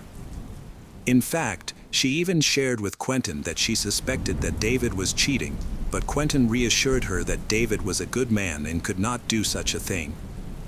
However, the way David treated Belinda also changed over time. In the past, he was very respectful and loving towards her. But now he often insulted and hurt her. He called her fat, even though she had only gained a little weight after giving birth. He also often asked her to go to another room when there were guests in the house, as if she did not deserve to be with everyone. Belinda felt extremely unhappy and lonely when faced with this treatment from David. She did not dare to talk seriously with him about this, but cried at night and felt bad about herself. Meanwhile, David was in a very happy new romantic relationship with Heather. David increasingly distant from his family. The psychological pressure he put on his wife was increasing. Although he never raised a hand to hit her, their interactions consisted almost exclusively of insults. At this time, Belinda learned that she was pregnant. When she received this news, she forgot all of David's previous mistakes and felt very happy. It seemed that David also tried to present himself as a happy father, but he was unsuccessful. Sometimes David did not come home at night, and Belinda was afraid to ask him why he was absent at night. She was afraid that her husband might become very angry and cause a scandal. Therefore, Belinda often had to do everything herself while preparing for the birth of the child. She went shopping, painted the walls herself, and assembled the furniture she had bought. David seemed unconcerned and made no effort to help his wife. Belinda prepared everything for the upcoming baby herself, while David seemed to be only concerned with his new relationship. Christmas was approaching, and Belinda was 8 months pregnant. She decided to discuss with her husband David what gifts they would give each other for the occasion. However, David suggested that they skip giving each other gifts this year. He thought it would be better if they used their savings for the upcoming baby, as the doctors had warned that she might go into labor early, and the baby might be born before the new year. When Christmas came, although they had agreed not to give each other gifts, David did not give Belinda any small gifts. Instead, he suddenly packed his things and said that he would spend the New Year holiday hunting with his friends. Belinda felt disappointed and shared the situation with her sister. Her sister decided to help Belinda feel less alone. She also wanted to be there to care for Belinda, as doctors had warned that labor could start at any moment. What Belinda did not know, however, was that David had not gone hunting with his friends. Instead, he had spent the holiday with Heather, who was wearing a gold necklace that was said to have been a Christmas gift from David. After the death of Belinda Temple, David remarried Heather in 2001 and they had a son, Evan. But in November 2004, David's peace was shattered when the police came knocking on his door and arrested him on suspicion of murdering his ex-wife. David continued to deny any guilt. Investigators discovered that his new relationship with Heather may have been the motive for the crime. David's co-workers said that when Belinda became pregnant, David often bragged that he had found a younger, more beautiful woman to replace his wife. According to the prosecution's report, David killed Belinda as soon as she got home, still wearing her uniform and work boots. He then staged the crime scene to look like a robbery by making a mess of the house and quickly taking his son to the park to create an alibi. The prosecution also added that nothing was stolen from the house, and there was a vicious dog in the yard that would not let any stranger in. The murder weapon was probably dropped by David in the rice paddy, as witnesses saw David's car stop near the paddy, with only Evan in the car at the time. However, the shotgun was never recovered in that area. Heather's testimony claimed that before Belinda's murder, her relationship with David was not serious, and she did not even love him. These words certainly did not please Temple and introduced confusion into the jury's decision. Could David kill his wife for a non-serious relationship? Or was Heather lying to save her husband? It wasn't until 2023 that the case was revisited. David was found guilty after all and was sentenced to life in prison with parole after 17 years. His son Evan, while the trial was ongoing, did not believe that his father was capable of such a cold-blooded murder and supported him until the last moment. Welcome back, mystery lovers. Today's case is going to keep you on the edge of your seat. The case of Hannah Hill. Hannah Hill was an 18-year-old girl from Akron, Ohio, born on May 8, 1981. She had a brother named Justin. By the time she turned 18, she had graduated high school and was ready to begin her adult life. Hannah started searching for a job and secured a part-time position as a secretary. After summer, she planned to attend college. With her job, she was able to save money to buy a car. Hannah was beautiful and well-liked in high school. She had many friends and maintained close relationships with them. Hannah had a 19-year-old boyfriend named Brad. They lived together for a while, but their relationship became troubled, leading Hannah to move back in with her parents.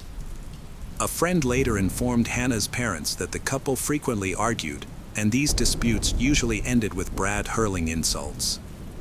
When that didn't work, he sometimes resorted to physical force to assert his viewpoint. Despite these issues and her move back home, their romance continued. Friends advised Hannah to end the relationship, believing Brad was not right for her. However, Hannah finds herself attracted to him, as he is her type. On May 19, 1999, Hannah came home from work in the afternoon, as she usually did. After having dinner, taking a bath, and changing into her pajamas, she settled down to watch a movie. Hannah had no plans to go out that evening. However, while she was getting ready for bed, her friend Jennifer called. They talked for a while, and then Hannah unexpectedly decided to change her plans. Around 10 p.m., she changed her clothes and left the house. She told her mother she was going out for business and appeared worried as she hurried away. Her parents didn't have time to ask her questions or understand what was happening. Although they noticed that the phone call seemed to upset her, they weren't overly concerned since Hannah was an adult and often spent nights with her boyfriend or friends. They had no idea that this was the last time they would see their daughter alive. When the parents woke up in the morning, they noticed that their daughter had not returned home at the expected time. This was not unusual, as Hannah sometimes slept over at her boyfriend's house or stayed out late with friends. At first, they were not worried. However, they then received a call from her company, informing them that Hannah had not come to work. This worried them, as it was unusual for her to be absent from work, considering how seriously she took her job. The parents began texting Hannah, but she did not respond. They continued to wait throughout the evening, still unable to find out where she was. They began to worry about her safety. After calling Hannah's friends and boyfriend, but no one had seen her, her parents contacted the police to report her missing. They gave a description of Hannah and mentioned that her car was also missing, suggesting that she had driven away. Despite this, the police did not launch an investigation. They believed that Hannah was just having fun and would come back on her own, so they postponed the case. This time, Hannah's parents sensed something was really wrong. Hannah seemed to have disappeared without a trace and had not contacted anyone. Realizing that the police were not prioritizing the investigation, they decided to take matters into their own hands. First, they contacted Hannah's boyfriend, but he, like everyone else, had no idea where she was. He said he had tried to contact her, but she had not responded to his messages. Next, the parents started asking Hannah's friends for information. They spoke to Denny, but he also said he had been unable to contact Hannah despite repeated attempts. 2 days later, passers-by reported the abandoned car they had found on the side of the road to the police. The car was found just a few miles from Hannah's home. Witnesses noted that the car looked suspicious because it appeared to have been used for more than 2 days. Unfortunately, the police did not take Hannah's parents' report seriously. As a result, other police were unaware that the car's owner was missing and were unable to connect the 1996 Geoprism Hannah was driving to the witness reports. As a result, one of the patrol officers was dispatched to the location to simply write a parking ticket, and he took no further action. The next day, Brad contacted the police station where the report was filed. He was angry that the police had not begun an investigation or search for Hannah. He insisted that they take immediate action. After speaking with him, the police reviewed Hannah's parents' missing person report and decided it was time to start looking for her. They also noticed scratches on her boyfriend's body and asked about them. He explained that they had argued shortly before her disappearance due to his infidelity, and during the fight Hannah had attacked him. Although the injuries did not appear to be serious, they raised some suspicions among the police. However, no evidence linking him to Hannah's disappearance was found and he left the police station without incident. His visit helped to advance the investigation and details of Hannah's disappearance were shared with the media. Police hope to find witnesses who can provide further information. Some information about Hannah has emerged.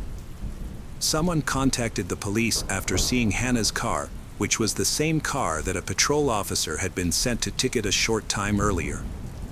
By May 26th, the car had been parked on the side of the road for a week without anyone coming to pick it up or reporting it. That day, several officers were sent to check on the car. They arrived at the location at 7:30 a.m. The car showed no signs of forced entry or theft.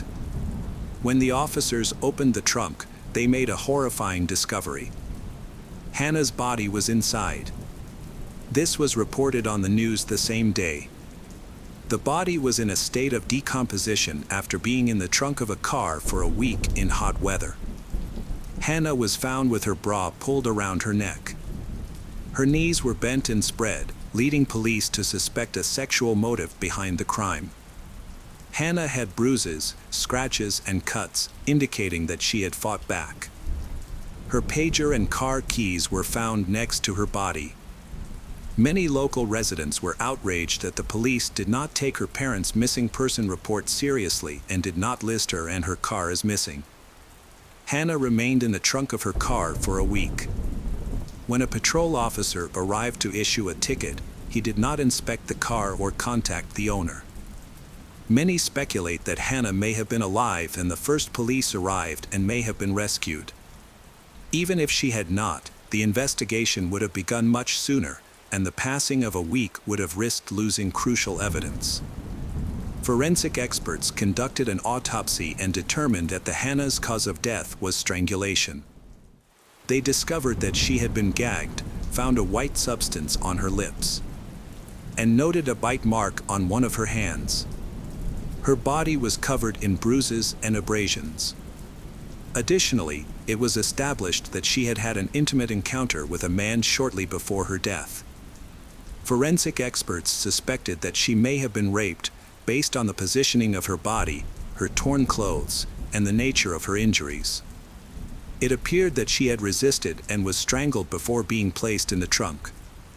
A toxicology report revealed a small amount of alcohol in her system, despite her leaving home completely sober, suggesting she had consumed alcohol elsewhere. Police initially considered Brad the prime suspect because intimate partners were often involved in such cases. When he arrived at the station, they noticed suspicious scratches on his body. Hannah's parents also suspect him of being involved in her disappearance, as they never liked him. During a search of Hannah's home, police found her diary, which detailed her relationship with her boyfriend. They learned that he had been both emotionally and physically abusive towards her, which was confirmed by her diary entries and several witness accounts. The police brought Brad in for questioning. He claimed to have an alibi for the night of her disappearance, stating he was at a party with friends, where they watched TV and drank. Although his alibi was shaky, he passed a polygraph test. Police found him to be genuinely upset and concerned about Hannah, and his body language suggested he was being truthful. The police obtained a recording of Hannah's phone calls that night. They discovered that she had made 4 calls from her home phone. 1 call was to her friend, 2 calls were to Brad, and another call was to a guy named Denny Ross, who was a friend of her boyfriend, Brad. The police then checked Hannah's pager. They discovered that on the night of her disappearance, she had sent several messages to her friends, including Denny, who was mentioned in her diary. Recently, they had become closer and often talked to each other. However, Hannah's friend insisted that their relationship was not romantic. They became friends mainly because Denny's house was a popular spot for parties, as he lived alone without his parents, allowing people to enjoy themselves freely. Their interactions were purely friendly. The police began to view Denny, Hannah's friend, as a suspect in her murder since he might have been the last person to see her alive. Friends described Denny as potentially aggressive, stating that he always got what he wanted and could behave rudely. Police discovered that Denny had a legal problem 2 weeks before Hannah went missing. He had been arrested while selling illegal drugs for $500. Denny quickly admitted to drug possession and trafficking charges. On May 26th, he received a suspended sentence for his drug trafficking charges. Police went to Denny's home to question him and investigate his possible involvement in Hannah's disappearance and murder. When police arrived, they found Denny wearing a cast on his arm.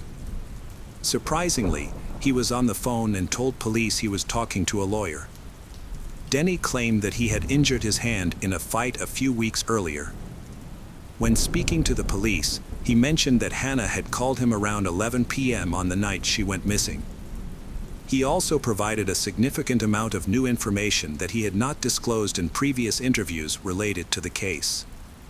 The police found this disturbing, so he was taken to the police station for further questioning. At the station, Denny said that night, he and Hannah talked for a long time about her boyfriend. She arrived feeling upset and unhappy in her relationship, expressing her frustrations and appearing ready to end it. After their lengthy conversation, they shared a kiss, and then she left around 1:30 a.m. He claimed he never saw her again and insisted she was completely sober. They didn't drink that night. Denny believed Hannah had feelings for him, and he was also in love with her. It was unusual for a man who was in love and possibly Hannah's new boyfriend to choose not to help find her when he had the chance. This raised suspicions, prompting police to quickly obtain a search warrant for Denny's home. On the morning of May 27th, 15 police officers arrived at Denny's second-floor apartment.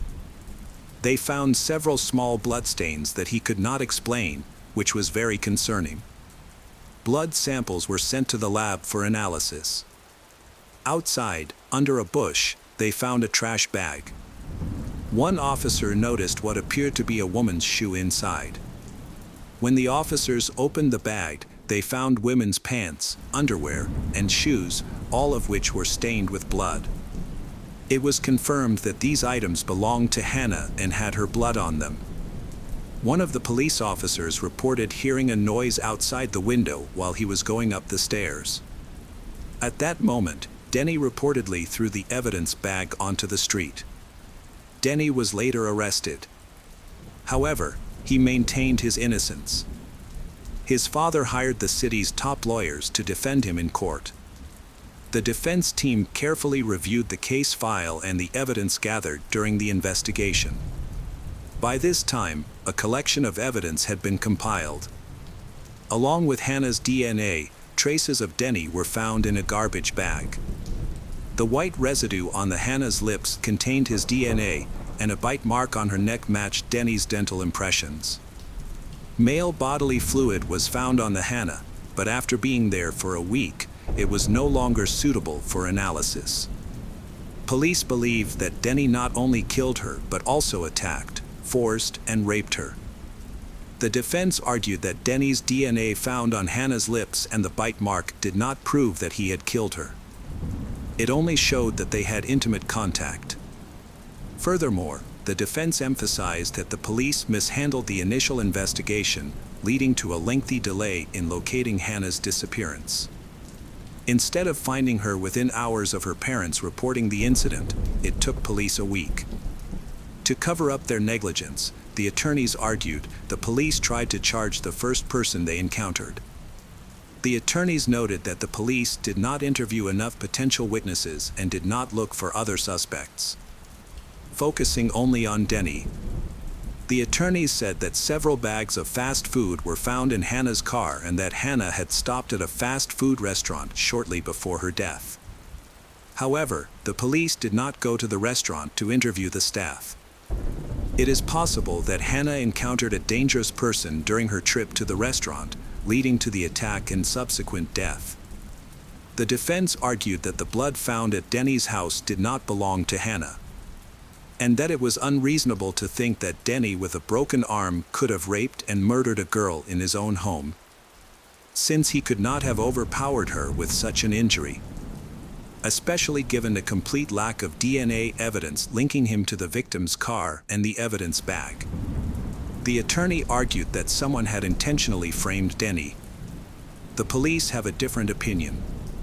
When police arrived at Denny's home, he allegedly threw an evidence bag out the window. However, Denny maintained that he did not throw the bag out the window. There were no fingerprints on the bag, and it did not match any trash bags he had at home. Police also did not test the temperature of the bag, making it impossible to determine whether it had been outside for minutes or hours. Meanwhile, Hannah Hill was buried in a family plot in Kentucky the day after her 19th birthday. The trial of Denny Ross began on October 17, 2000.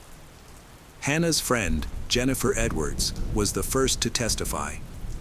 She described Denny as an unreliable person who could be aggressive and physically violent.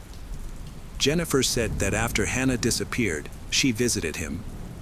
But he claimed that he had not seen Hannah before she disappeared, although in fact, they had met, which meant that he was hiding something. The lawyers argued that the bag had been placed under Denny's house by the real criminal. They stressed that Denny had no motive to kill Hannah. They were not romantically involved, they simply liked each other and had a future together. So why would he kill Hannah, the person he loved, and give up the chance to be with her? The defense argued that the Brad, who was extremely jealous and had previously been violent towards Hannah, might have been driven by jealousy towards Denny, leading him to kill his partner. The defense also pointed to scratches on the Brad's body that he had when he arrived at the police station. He admitted that Hannah had caused the scratches but claimed they occurred before her disappearance. However, this could have been a lie. The police's failure to investigate his statement thoroughly and the prolonged search for Hannah's body could result in significant penalties for police due to negligence. Thus, the defense believed the police were eager to close the case quickly to avoid facing serious consequences. Forensic experts had compelling evidence that the girl had been intimate before her death but were unable to prove this due to the state of decomposition. By the time the body was discovered, it was already quite badly decomposed, making it difficult to draw conclusions. However, the prosecution claimed that the nature of the injuries found on Hannah's body, her position, and the state of her clothing suggested that she had been brutally raped. A chemist analyzed the white substance found on Hannah's lips. The results showed that it was a common compound that could not be definitively linked to Denny. The expert noted that the same material was used in many different products. Therefore, it was impossible to determine with certainty that Denny was involved in the white substance on her lips. Meanwhile, the defense team has been working hard to prevent rape charges against Denny Ross, because under state law, he could face the death penalty for both murder and rape. At the time, the jury found the evidence bag near Denny's house suspicious. They struggled to understand why Denny would have kept the victim's clothes there for a week. Furthermore, if someone threw the open bag from the second floor, there was a chance that the contents would fall out. Instead, the bag lay neatly, as if it had been placed there intentionally to attract the attention of the police. As the jury deliberated their verdict, they discovered that a juror had reviewed documents related to Hannah prior to the trial. By law, jurors are not allowed to have third-party information in advance because it could create bias and influence their opinions. As a result, the trial was deemed invalid and a new jury had to be held. However, because the documents declaring Denny Ross innocent of rape had already been signed, he could not be indicted again for the same crime. As a result, the jury was discharged and Denny was granted a temporary release. After a year of probation, the main suspect was sentenced to 25 years in prison after he attacked with a knife and raped another girl, 32-year-old Jennifer. He beat her severely, breaking her collarbone and jaw.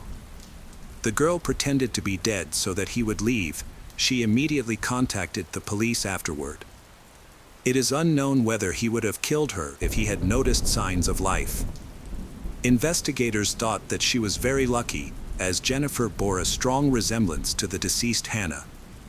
Following this, the discussion of the murder of Hannah Hill resumed with renewed vigor. Despite the fact that a man could not be tried twice for the same crime of rape, he could be tried for murder. Therefore, a new trial took place. The only thing he could not be sentenced to was death in court. In addition to the old evidence and witnesses, new ones were discussed. In particular, ex-girlfriends of Dennis spoke, claiming that he inclined them to intimate relations and used violence. Mutual friends of Dennis and Hannah testified that the defendant was obsessed with the deceased and, after the discovery of her body, he boasted that he had slept with her and even strangled her. During the retrial, the prosecution's case was much stronger.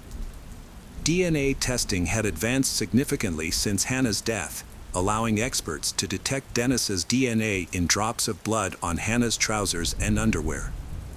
Dennis's DNA was also found under the fingernails on Hannah's left hand and on the deceased's t-shirt. A witness was found who saw Dennis throwing something out of the window of his apartment. When police discovered the bag with the victim's clothes outside, this witness also stated that she heard screams from Dennis Ross's house on the night of her disappearance and was sure that he was the one who raped and killed the girl. The witness even listened to a phone conversation in which they were discussing Hannah. The state appealed and that decision was overturned. Denny could have faced a retrial and he returned to court in 2012 to face murder charges. The trial also mentioned his attack on Jennifer, who survived and survived. Jennifer said that they met at a bar, had a few beers, and she invited him to her house with friends. However, when they returned, Jennifer began to feel unwell and asked everyone to leave. Everyone left, except Denny, who went upstairs to use the bathroom. After a while, Jennifer went looking for Denny. When she found him, he attacked her, stabbed her in the face, and dragged her down the stairs. He hit her with such force that he broke her jaw and collarbone. Denny threatened to kill her children if she tried to escape. When Jennifer tried to run away, he choked her from behind. He raped her while holding a knife and continued to choke her. Jennifer was shocked when she couldn't breathe and passed out several times. She pretended to be dead, at which point Denny released her but showed no concern for her condition. Denny eventually kicked her several times, but she remained still, and he eventually left. She then called 911. Jennifer spent 6 months recovering in the hospital. In response to his testimony, Denny claimed it was a lie and insisted that they had consensual sex. When asked about Jennifer's injuries, he suggested that she must have fallen or been attacked by someone else, denying any involvement. Denny's father, Alan, defended his son during the trial. He explained that he was at Denny's house when Hannah arrived that night. She was crying and depressed after an argument with her boyfriend. Hannah needed Denny's support, and they talked to each other instead of going out. By the end of the night, she had made it out safely. Alan believed that Hannah may have been attacked outside, but he insisted that it was not his son who hurt her. The prosecution presented a different version of events, claiming that Hannah, upset over an argument with her boyfriend, went to Denny for comfort because she trusted him. They alleged that Denny took advantage of her vulnerability and began harassing her, but she refused. The prosecution raised doubts about Alan's presence in the house, noting that Denny lived alone. With the new evidence, the jury concluded that there was enough evidence to convict him. As a result, Denny Ross was convicted of murder and tampering with evidence. 13 years after Hannah Hill's death, Denny was sentenced to life in prison. He will be eligible for parole in 19 years, when he will be 67 years old. Hello friends, welcome to our channel. Today we're going to take a look at another horrible case with you. The case of Teresa Halbach. Teresa was born on March 22, 1980, in a family of 5 siblings. Her parents, Richard and Karen, raised her on their family dairy farm. Tragically, her father passed away when she was 8. Later, Karen married Richard's brother, Thomas, and they raised their blended family together. Teresa loved the outdoors and dreamed of becoming a photojournalist for National Geographic. Her friends commented that she had a special ability to make people feel welcome. She is a very studious person and graduated summa cum laude with a degree in photography from the University of Wisconsin-Green Bay. After graduation, Teresa continued working with Pierce Photography, where she had interned during college. She started her own business, Photography by Teresa, operating out of the Pierce studio. Teresa traveled widely and took freelance jobs with Auto Trader magazine, photographing vehicles for sale to supplement her income. Unfortunately, this job led to her untimely death. All the evidence pointed to one person, Stephen Avery. Stephen contacted Teresa to arrange a photo shoot of his sister's minivan. Records show she was last seen at 2:30 p.m. that day, a fact confirmed by Stephen's nephew, Bobby, who reported seeing the car enter the salvage yard. Stephen was first charged with a weapons violation, as he was a convicted felon. On November 11, 2005, he was charged with Teresa's murder, kidnapping, sexual assault, and mutilation of a corpse. Stephen's blood was found in Teresa's SUV, and her car keys were discovered in his room. Throughout, Stephen claimed he was innocent and that the police were framing him.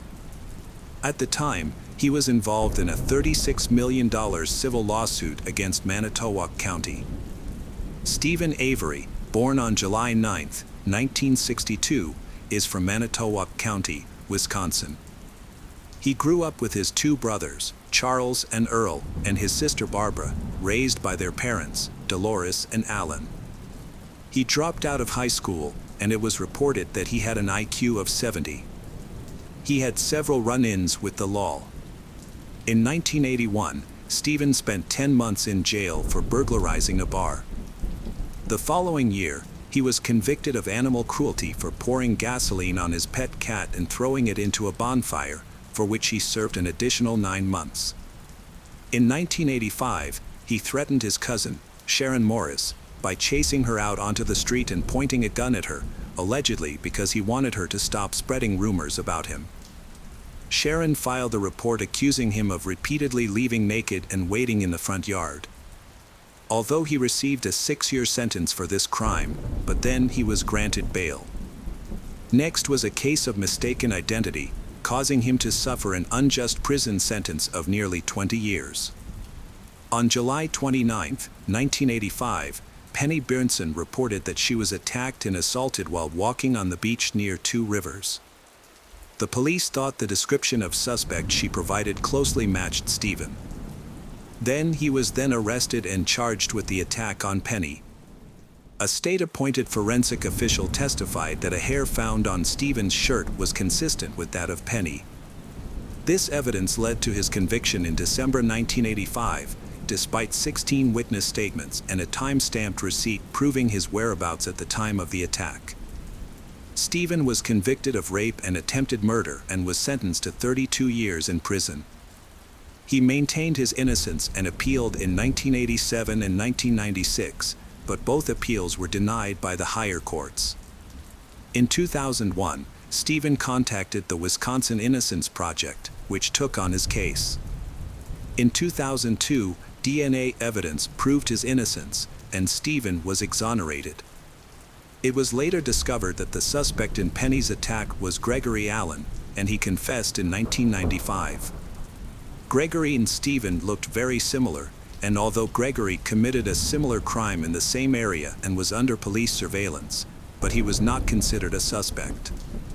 Gregory was not even included in the lineup of suspects. After spending 18 years in prison, Stephen was freed on September 11, 2003.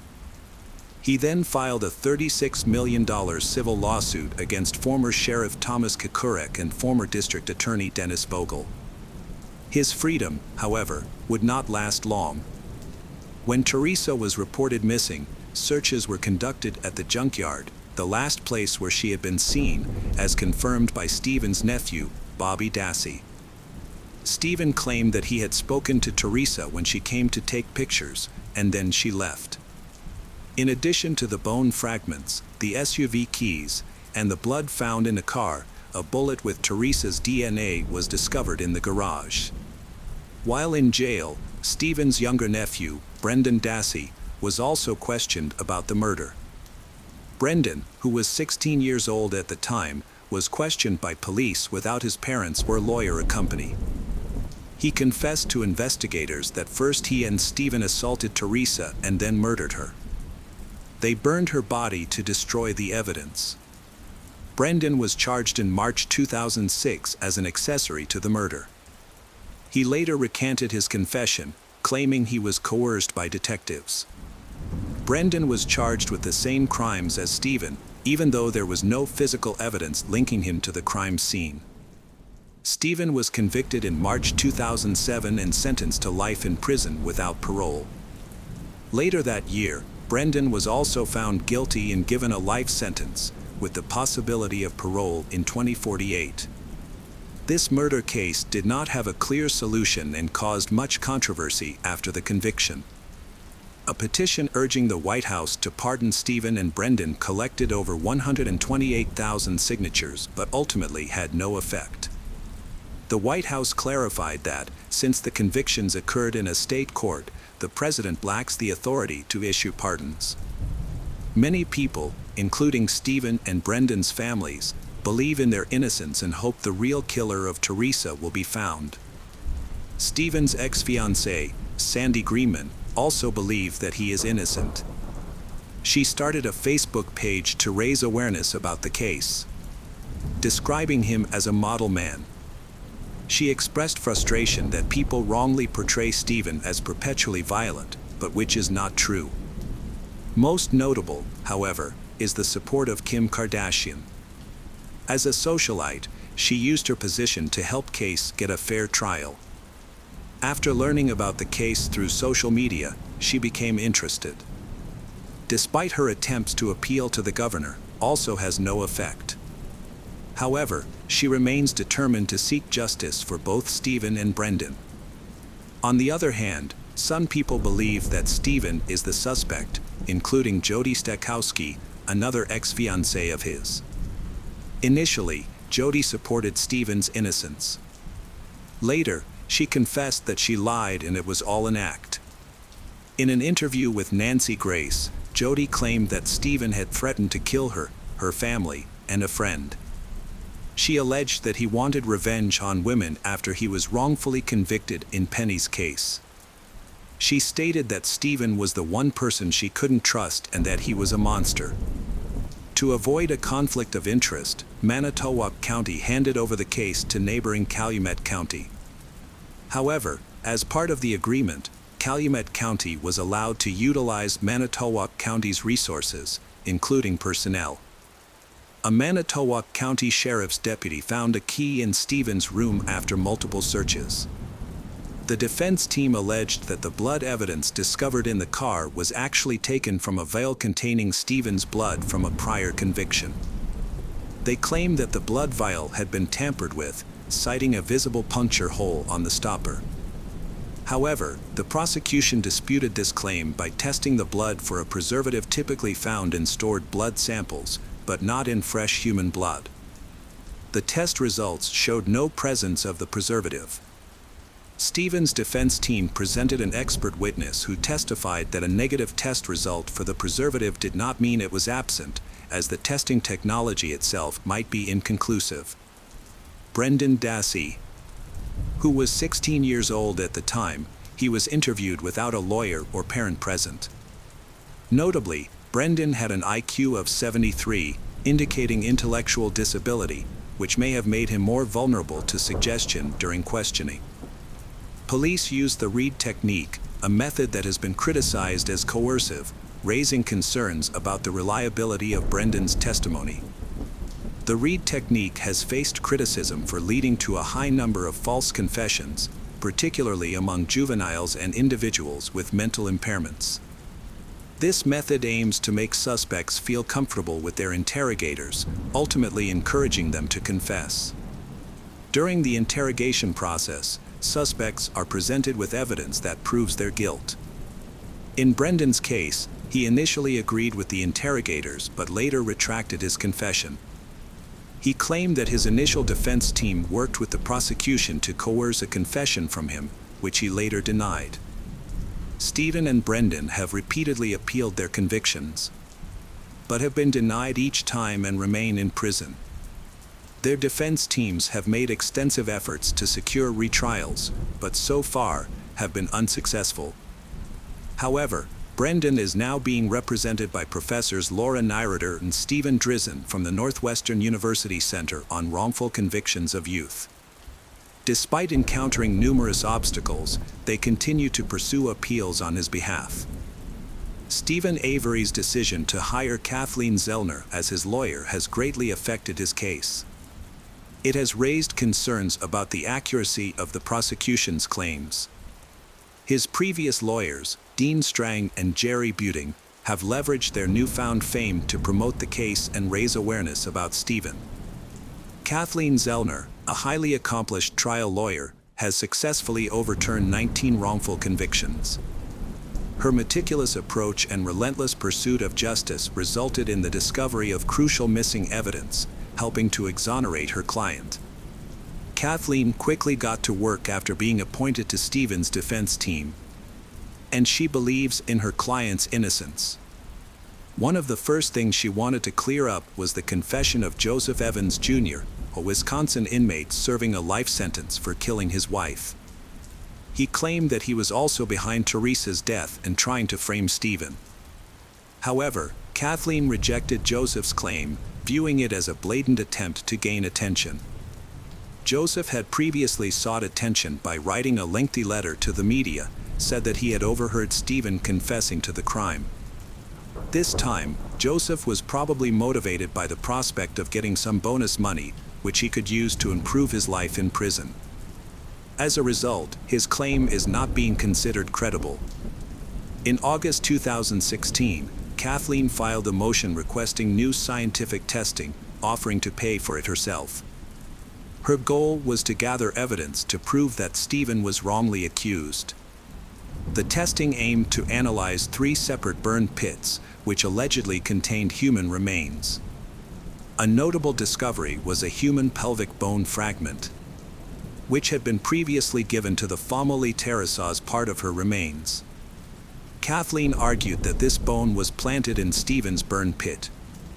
However, the defense team was not allowed to test the bone, as it was not disclosed to them, which Kathleen considered a Brady violation. This meant that potentially exonerating evidence was not properly disclosed. Kathleen remains dogged in her pursuit of justice. She approaches the case from a different angle, one that may help point to a new suspect in the case. Since the bone fragments couldn't be tested, she decided to conduct forensic testing on the Dassey family computer. What she found was disgusting. The computer contained pornographic, depicts women in various stages of torture, including violent images and videos showing women as victims. These images were reportedly accessed when Bobby Dassey was at home. Kathleen also discovered that Bobby's family members, including his mother Barbara, Stephen's sister, and her husband Scott Tadich, were allegedly attempting to destroy evidence that could incriminate Bobby. The forensic team successfully extracted 2,449 pages of data from the computer, including all of Bobby's searches, videos, and photos, which were saved to a CD-ROM and submitted as part of the motion for a retrial. Bobby is Brendan's older brother and Stephen's nephew. He played a crucial role as the prosecution's key eyewitness in Stephen's trial. According to Bobby, he last saw Teresa heading to his uncle's house, but when he returned from hunting that afternoon, both Teresa and her car were gone. Additionally, Bobby's half-brother, Brad Dassey, has made some claims that have added to the complexity of the case. Brad believes that Stephen is innocent. Furthermore, he has stated that his stepmother, Barbara, and Scott, Stephen's brother-in-law, deleted all the pornographic material from the computer. It is also reported that Barbara has filed a harassment lawsuit against Brad following a conversation they had about recovering deleted files from a computer. Some people think that this lawsuit is partly intended to keep Brad quiet about what he knows. A crucial piece of evidence may ultimately seal Bobby's fate. At the same time, it can exonerate Stephen and Brendan. An eyewitness named Thomas Sowinski has come forward with a sworn statement claiming he saw Bobby, accompanied by an older man, pushing Teresa's SUV into the salvage yard. Thomas was driving by while delivering newspapers and passed by the pair twice. The second time, Bobby allegedly stepped in front of Thomas's car, forcing him to swerve to avoid a collision. Thomas continued on his delivery route, but noticed Bobby seemed unhappy to see him. After the SUV was discovered, Thomas realized the importance of what he had seen and contacted the police. However, when he shared his account, police dismissed him, said they knew who the suspect was, and he never heard from them again. For Kathleen, this presents a clear contradiction to the prosecution's main witness. If proven, which she is confident will happen, Bobby's testimony would be discredited. Kathleen argues that the exclusion of crucial evidence supporting Stephen's case denied him a fair opportunity to prove his innocence years ago. A newly filed appeal is currently under review by the court, with a decision expected in November 2022. Stephen Avery maintains his innocence. Kathleen emphasizes that she represents those wrongly convicted and warns that she will discover any deception. Hello, crime enthusiasts, are you ready for another chilling investigation? The case of Brianna Nugent. Brianna grew up in Hayden, Alabama, USA. Her friendly personality helped her make many friends. She doesn't care about boys at school. Instead, she devotes herself to her studies with the goal of becoming a nurse. After graduating high school, she enrolled in a nursing program at Wallace Community College. There, she met Stephen Nix, who was known to enjoy drinking and gambling. He was not concerned about having a stable job and often acted irresponsibly. Stephen worked as a cleaner at the medical center where Brianna was interning, and he seemed uninterested in improving his life. Despite their differences, they began dating, and at one point, Brianna moved into his house, where he lived with his parents. However, after a while, Stephen admitted to Brianna that he was having an affair with a coworker. This revelation shocked Brianna, leading her to end the relationship. She then focused on her studies and successfully earned her nursing degree. During the following year, Stephen repeatedly tried to reach out to her, pleading for another chance and promising he would never cheat again. Eventually, Brianna relented and agreed to give him another opportunity. They later got married and both started working to save money for their first home. The problem started when Stephen lost his job as a cleaner. He attempted to find another job but had difficulty maintaining any position for long. After several attempts, he eventually stopped looking for work altogether. His daily routine began to mirror that of a teenager. He spent his nights playing computer games and slept until the evening. Although Brianna had a good income, but Stephen, who was not contributing financially, took control of the family budget. Brianna had to ask him for every dollar she needed for basic necessities, often pleading with him for even essential items and food.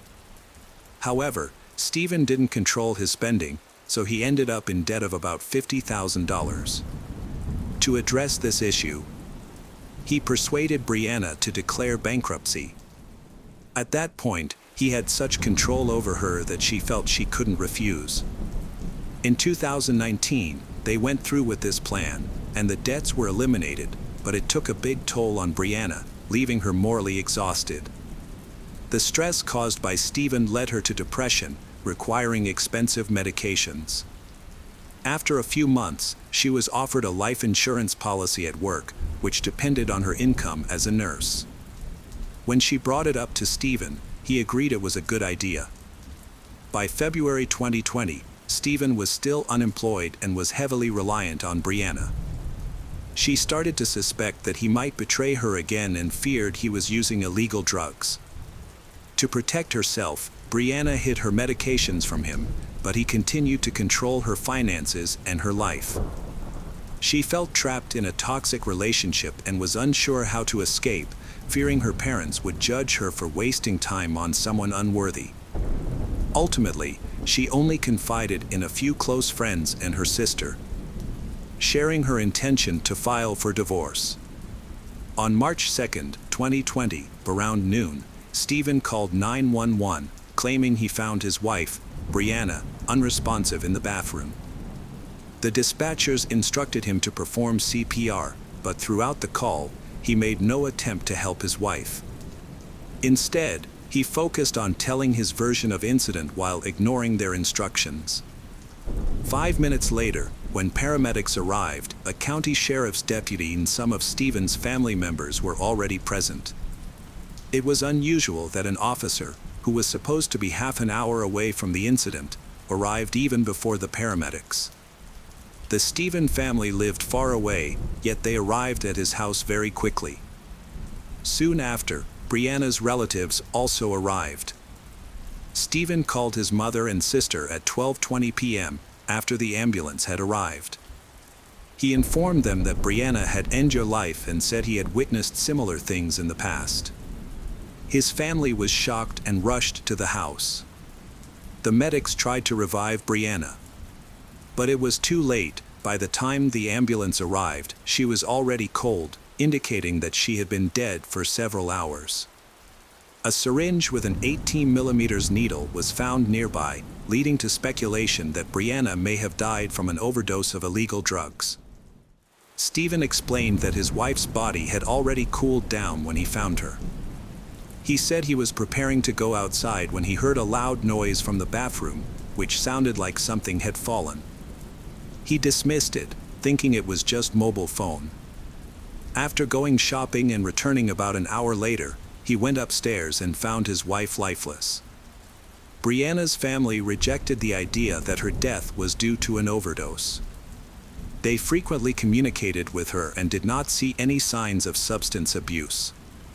As a nurse, Brianna was subject to random screenings for alcohol and illegal drugs at work, and her results were consistently negative. Her colleagues also expressed disbelief, stating they could not imagine her using anything harmful. When Brianna's relatives arrived, they observed that Stephen appeared calm and not overly concerned about the situation. He was even cleaning the bathroom. However, his demeanor changed dramatically, and he became nervous once police officers arrived. While the police were focused on investigating the crime scene, Stephen took a bag of collected garbage from the bathroom and threw it into his pickup truck instead of the trash bin. When the police requested access to Brianna's mobile phone, Stephen refused. However, her sister was able to unlock the phone and discovered that Stephen's last call to Brianna was made at 7:53, a time when he usually would still be asleep after a night of playing video games. When questioned by the police, Stephen claimed he had called her number just to tease her, but he did not explain the nature of the joke. Additionally, at 12:02, after calling 911, Stephen inexplicably sent a text message to Brianna. He could not explain why he would text someone who had already passed away. He also refused to allow the police to inspect his car. After learning that he had thrown the garbage bag away, the investigator had to return to the station to obtain a warrant. This inadvertently allowed Stephen time to get rid of the evidence. He quickly got rid of the garbage and erased any traces of his actions. The crime scene was thoroughly cleaned by the next day, when Brianna's relatives arrived to gather items for the burial. Brianna's sister was shocked to discover that Brianna didn't even own nice underwear. This seemed odd. It also shows that her husband does not allow her to spend any money on herself. The following day, Stephen called Brianna's sister, Brittany, and invited her to his home for a discussion. When she arrived, his relatives were already there.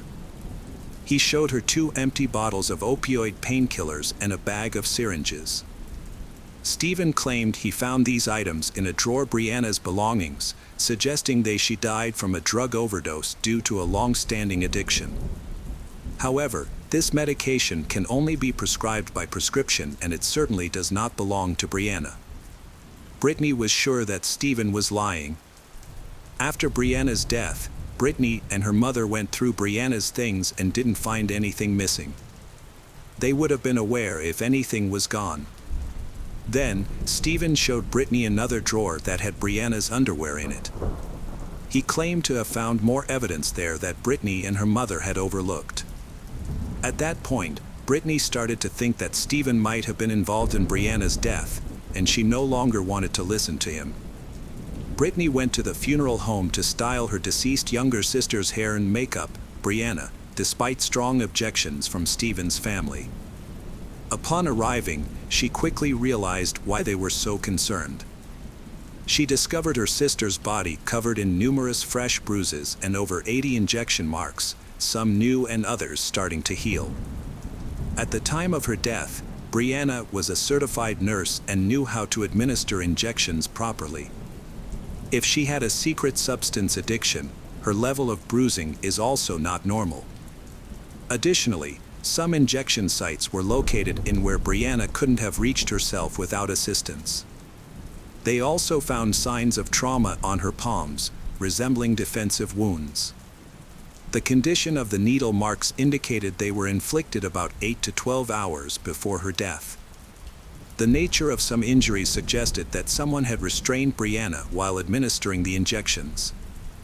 This case cannot be considered end your own life, and it feels like the police are against Brianna.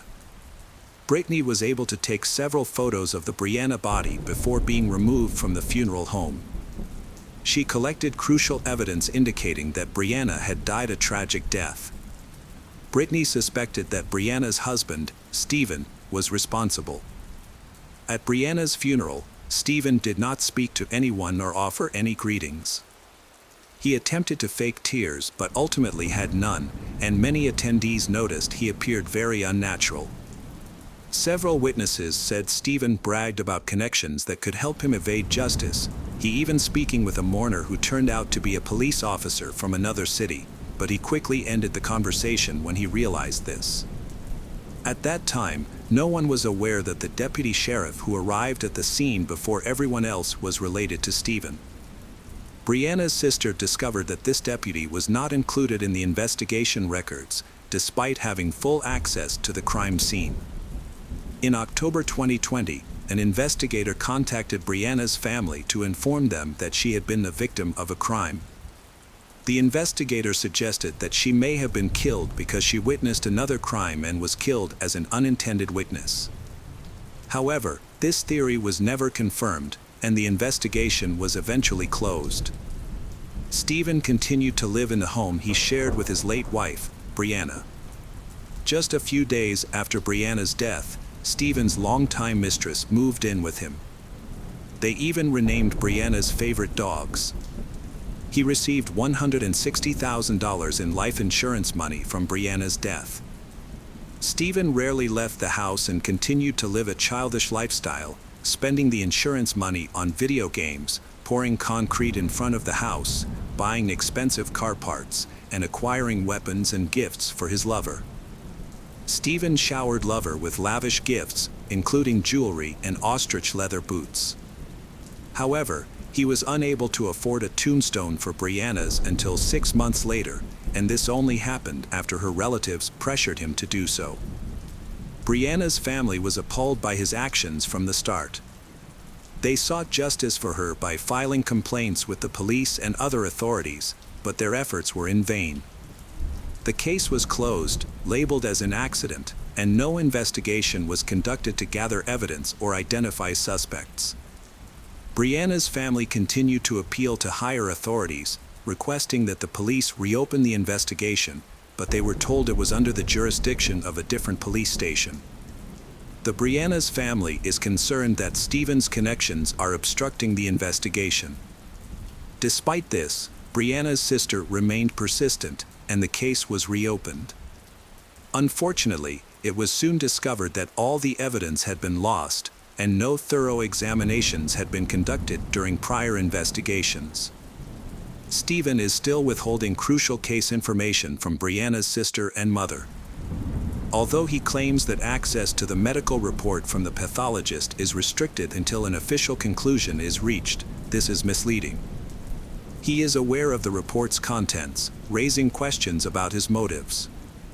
Eventually, the Brianna's family hired a private detective who was able to uncover various materials. One significant find was video footage from a search of Stephen's car and home, which showed him smiling brightly while leaning over Brianna's lifeless body. Following the public revelation of this footage, Stephen became fearful and installed security cameras around the house. Meanwhile, Brianna's sister Brittany continues to search for evidence that proves Stephen was involved in her younger sister's death. Brittany sent a photo of a package of fentanyl to Brianna's co-workers, who firmly stated that the medicine package did not come from the hospital, as they had never seen such drugs before. It was later revealed that a different drug from another manufacturer was used at their workplace, which had different packaging. This contradicted Stephen's earlier claim that Brianna had become addicted to drugs at work. Moreover, an official request from a medical institution confirmed that Brianna could not have stolen the drugs, as their records were strictly monitored. The large needles found in Brianna's home were not typically used for such drugs, and Brianna, a nurse, was aware of this. Additionally, Brianna's family received a toxicology report about 4 months after her death. The report revealed that her body contained high levels of various psychotropic substances, including of antidepressants and fentanyl, almost double the lethal dose. The Brianna's family believes that Brianna, given her experience with medications, would not have made such a mistake or acted carelessly. When Brittany spoke to the medical examiner responsible for the autopsy and the cause of death determination, he mentioned that the conclusions in the autopsy report heavily relied on the circumstances surrounding the death. They reviewed reports from investigative agencies like the sheriff's office and the coroner's office. Brianna's death certificate states that the immediate cause of death was an overdose, and it categorizes her death as an accident. However, achieving justice remains difficult. The Brianna's family initiated a petition to raise public awareness, which could have helped with legal and social expenses. Unfortunately, they only raised $5,000 instead of the needed $20,000, leaving the majority of the financial burden on Brianna's family. At the funeral, Stephen did not give a farewell speech to his wife, and he chose to remain silent. Brianna's family observed that he displayed no signs of regret or sadness, appearing completely indifferent. This was surprising, especially considering that only 6 months earlier, he had grieved the loss of a friend for nearly a week, yet the death of his wife seemed to have no effect on him. Hello, crime enthusiasts. Are you ready for another chilling investigation? The case of Orsolya Gal. Orsolya Gal had lived in Forest Hills for over 10 years. She is originally from Hungary and met her future husband, Howard, at a Christmas party in Budapest in 1994.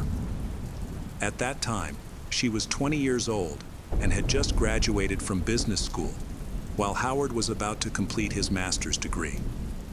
They exchanged love letters for several weeks, then taking a vacation together in Thailand. After returning to New York to continue his studies, he invited she to visit him, and they have been together ever since. He founded a consulting firm and was very successful. Meanwhile, she worked in Manhattan for many years, eventually putting her career on hold to have and raise her 2 sons, Jamie and Leo. On August 2, 2012, the family moved into a 5-bedroom home. They lived happily together, and friends described Orsolya as outgoing and friendly. People say she is always smiling, loves to joke, and is willing to chat about any topic. She loved to travel, and her Facebook profile showcased photos from family trips to Paris, China, and Tokyo. However, her greatest happiness is her sons, whom she cared for deeply and was very attentive. On the morning of April 16, 2022, Glenn Van Nostrade was walking his dog around 8:00 a.m. At this time, he saw a large cloth bag lying among a pile of trash near the sidewalk, on the grass near the corner of Venu Subway and Jackie Robinson Avenue. While he often encountered litter on that busy road, something about this bag felt off. As he approached, his dog became agitated and tense. Only when he stood near the bag he noticed the reason. Blood was seeping out and running down the concrete sidewalk. Initially, Glenn suspected the bag contained an animal carcass. He nudged it with his foot and found it surprisingly heavy. Curious, he bent down to unzip the bag. Then he saw a pair of pale bare legs inside. He tried to make sense of what he was seeing. At first, he thought they were the legs of a mannequin because the skin looked stiff and unnatural. However, when he unzipped the bag further, he realized that the legs were covered by black jeans, a belt, and part of a woman's waist. Glenn found the woman curled up in a fetal position, her head bowed. He called 911 at 8:02 a.m., deeply disturbed by his discovery. He believed the victim might have been a teenage girl, based on her physique. Immediately after that, the police arrived. They quickly blocked the area around the crime scene. At this time, Glenn decided to use his dog to search the nearby area. While crossing the subway avenue, he noticed a trail of blood and alerted the police. This bloody trail, which extended for half a mile from the location of the bag, ultimately led the investigators to a $2 million house on Juno Street. A team of police stormed that house. During a quick search, they discovered blood on the first floor and in the basement, as well as a bloody knife on the third floor. In a bedroom, they found Leo Klein lying in bed. He said he lived in the house with his parents, Orsolia and Howard. He also said that his brother Jamie was away. After questioning, the police determined that Leo knew nothing about the situation, so they released him into the care of a relative. Meanwhile, the police identified the body found in a bag. It was Orsolia, Leo's mother, who was 51 years old. A forensic examination revealed that she had her throat cut and suffered 58 stab wounds to her torso, neck, and arms. There were also injuries on her palms and fingers, indicating a struggle. Forensic expert Miles said that the crime was very brutal, and the fact that the body was carelessly disposed of showed that this was an act driven by emotion. The extreme violence of the attack indicated that the murderer was likely someone known to Orsolia, rather than a stranger. This led investigators to suspect that the perpetrator could be the husband, a child, or even a lover. The youngest son, Leo, has been eliminated as a suspect. Jamie, the eldest son, and Howard, the husband, were both out of town on the day of Orsolia's death, but they were still being questioned. The identity of the mystery man who dumped the bag remains unknown. The investigation has caused anxiety in Forest Hills following Orsolia's sad death. Neighbors were deeply moved by the tragedy. Those familiar with Orsolia and her family brought flowers and offered their condolences. The shocking death has raised more questions than answers, leaving the motive for the crime a mystery, as police continue to hunt for the suspect. When the police informed the media that Howard and Jamie were important people, the public's attention quickly turned to Jamie. On the morning of Friday, April 15, Orsolia was reportedly looking at potential colleges for Jamie. Howard tweeted that he arrived in Portland at 1:36 a.m. on April 16. He later posted another status, which has since been deleted, announcing that he would be returning home to New York soon. The change appears to have come after Howard received a heartbreaking text message from Orsolia earlier that morning. The message said, "He's back. Don't call the police, or he'll kill the Howard family." Shortly thereafter, Howard was contacted by police and informed that the body of his wife, Orsolia, had been found. He worried about his family's safety and faced scrutiny from reporters and social analysts. They said that his Twitter posts seemed like a way to create an alibi. The message from Orsolia's phone seems like a fictional threat from a movie, making one wonder why a killer would waste time sending such a message after committing the crime. Additionally, there were no signs of forced entry into the house. It appears that Orsolia knew the killer, or that he used a spare key to enter the house. Police are examining phone calls, surveillance camera videos, and receipts from places Orsolia visited to reconstruct her journey before her death.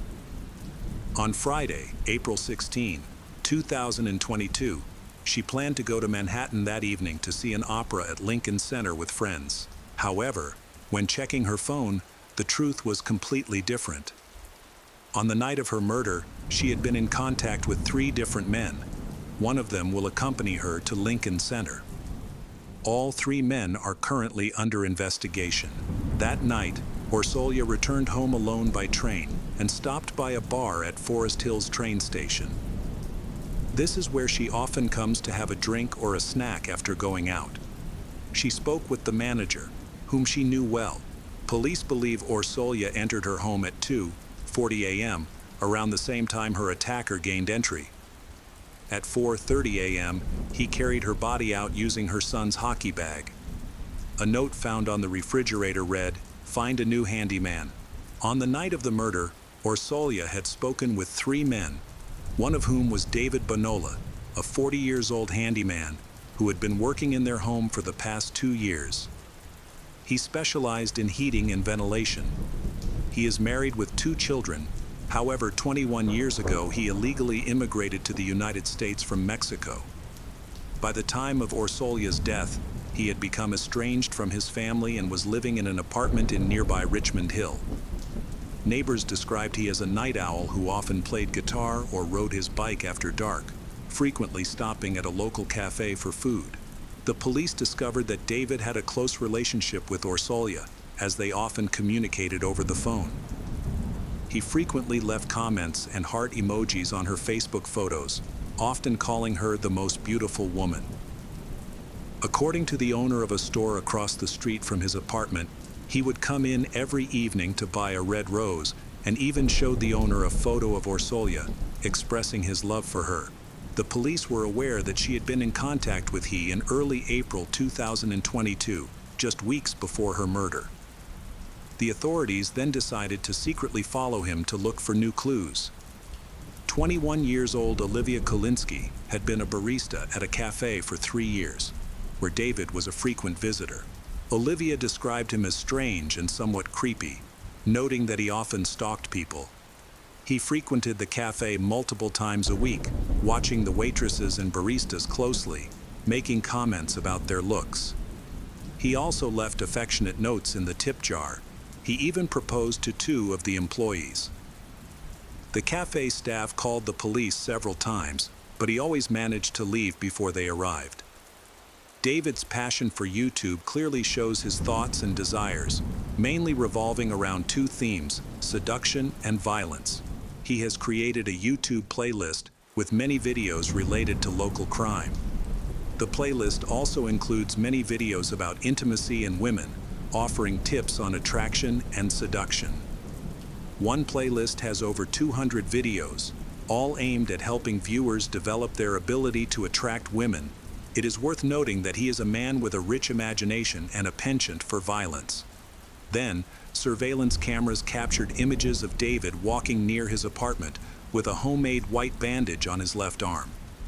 That day, he visited a city doctor for treatment of cuts on his hands. However, he was referred to the hospital because the cuts were too deep. The police postponed cleaning up the trash at the crime scene for several days to conduct a special search, because they believe this pile of trash may contain evidence that helped convict him. Among the discarded objects in the trash pile, they found blood-soaked brown boots, believed to belong to David, which were worn when he stabbed Orsolya nearly 60 times, along with a bloody t-shirt and bloody bandages. On Wednesday, April 19, 2024, detectives returned to the area to locate David, who had noticed he was being followed. David approached a patrol car and said he heard they were looking for him. The police then took him to the station, and there he admitted his involvement in Orsolya's murder. After a brief pause to eat a croissant, he repeated his confession for the video recording. During the prosecution, David explained that he and Orsolya had an on-again, off-again relationship for 2 years. Recently, she had ended their relationship again. On the morning of April 16, he went to her house to try to reconcile. However, their argument became so violent and loud that they had to go down to the basement to avoid waking her son, Leo. The argument became more heated, making David very angry. In a fit of anger, he grabbed a knife and cut her throat, stabbing her multiple times. To prevent Leo from discovering the body, he placed it in the boy's hockey bag and discarded it in a nearby forest park. David admitted that he sent a threatening message to her husband, Howard, in which he stated he would kill the rest of the family. However, his testimony contained several inconsistencies, particularly regarding his possession of a knife from Orsolya's kitchen during the fight in the basement. The next day, he changed his confession. He explained that he had gone to her house after learning that she had given him HIV and a sexually transmitted disease she had contracted from other men.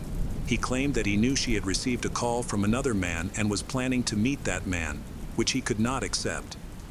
He also reported that during the altercation, she took a knife and forced him to leave the house, threatening to kill him. At that moment, he seized the knife from her and harmed her. On April 20, David Bonola was arrested and charged with second-degree murder, first-degree criminal trespass, and fourth-degree criminal possession of a weapon. Despite confessing to the crime twice, he pleaded not guilty. If found guilty, He could face a sentence ranging from 25 years to life in prison. District Attorney Melinda Catt announced that a serious crime had occurred, leaving two teenagers, Leo and Jamie, without their mother. This incident has also created fear in the community. David Bonola was sentenced to 25 years in prison in November 2022 after pleading guilty to manslaughter in the killing of Orsolya Gal in Queens, New York.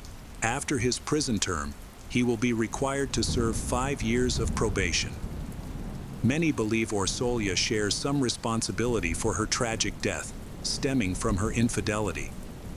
At the memorial service, Jamie, the eldest son of she, spoke for himself and his younger brother, Leo. He expressed that when he thinks of his mother, he remembers the hard work and dedication she put into them. He said she wanted her children to be happy, and her happiness was their happiness. He stressed that they would always remember this. Welcome back, mystery lovers. Today's case is going to keep you on the edge of your seat, the case of John Thomas Maguire. Amanda and Anna Marie McClure were two sisters who lived in an orphanage. Living in an orphanage can be extremely challenging.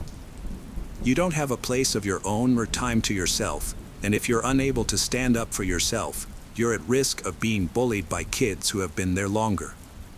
Typically, bullies target children who are loners. Sisters Amanda and Anna Marie McClure were luckier than most because they can always protect each other.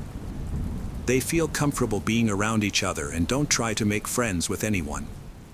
Unfortunately for Anna Marie and Anna Marie, their family secret is about to be revealed.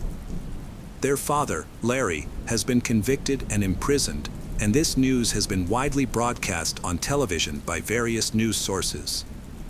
One day, the McClure sisters, Amanda and Anna Marie, helped a new girl named Meredith who was being bullied.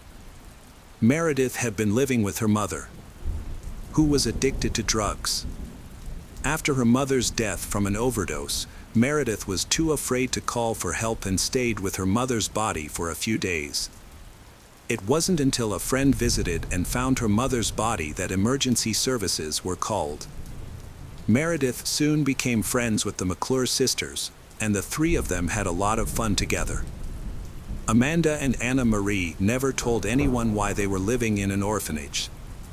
And when Meredith asked, Anna Marie made up a story about their father being a police officer who died while on duty to catch a dangerous criminal.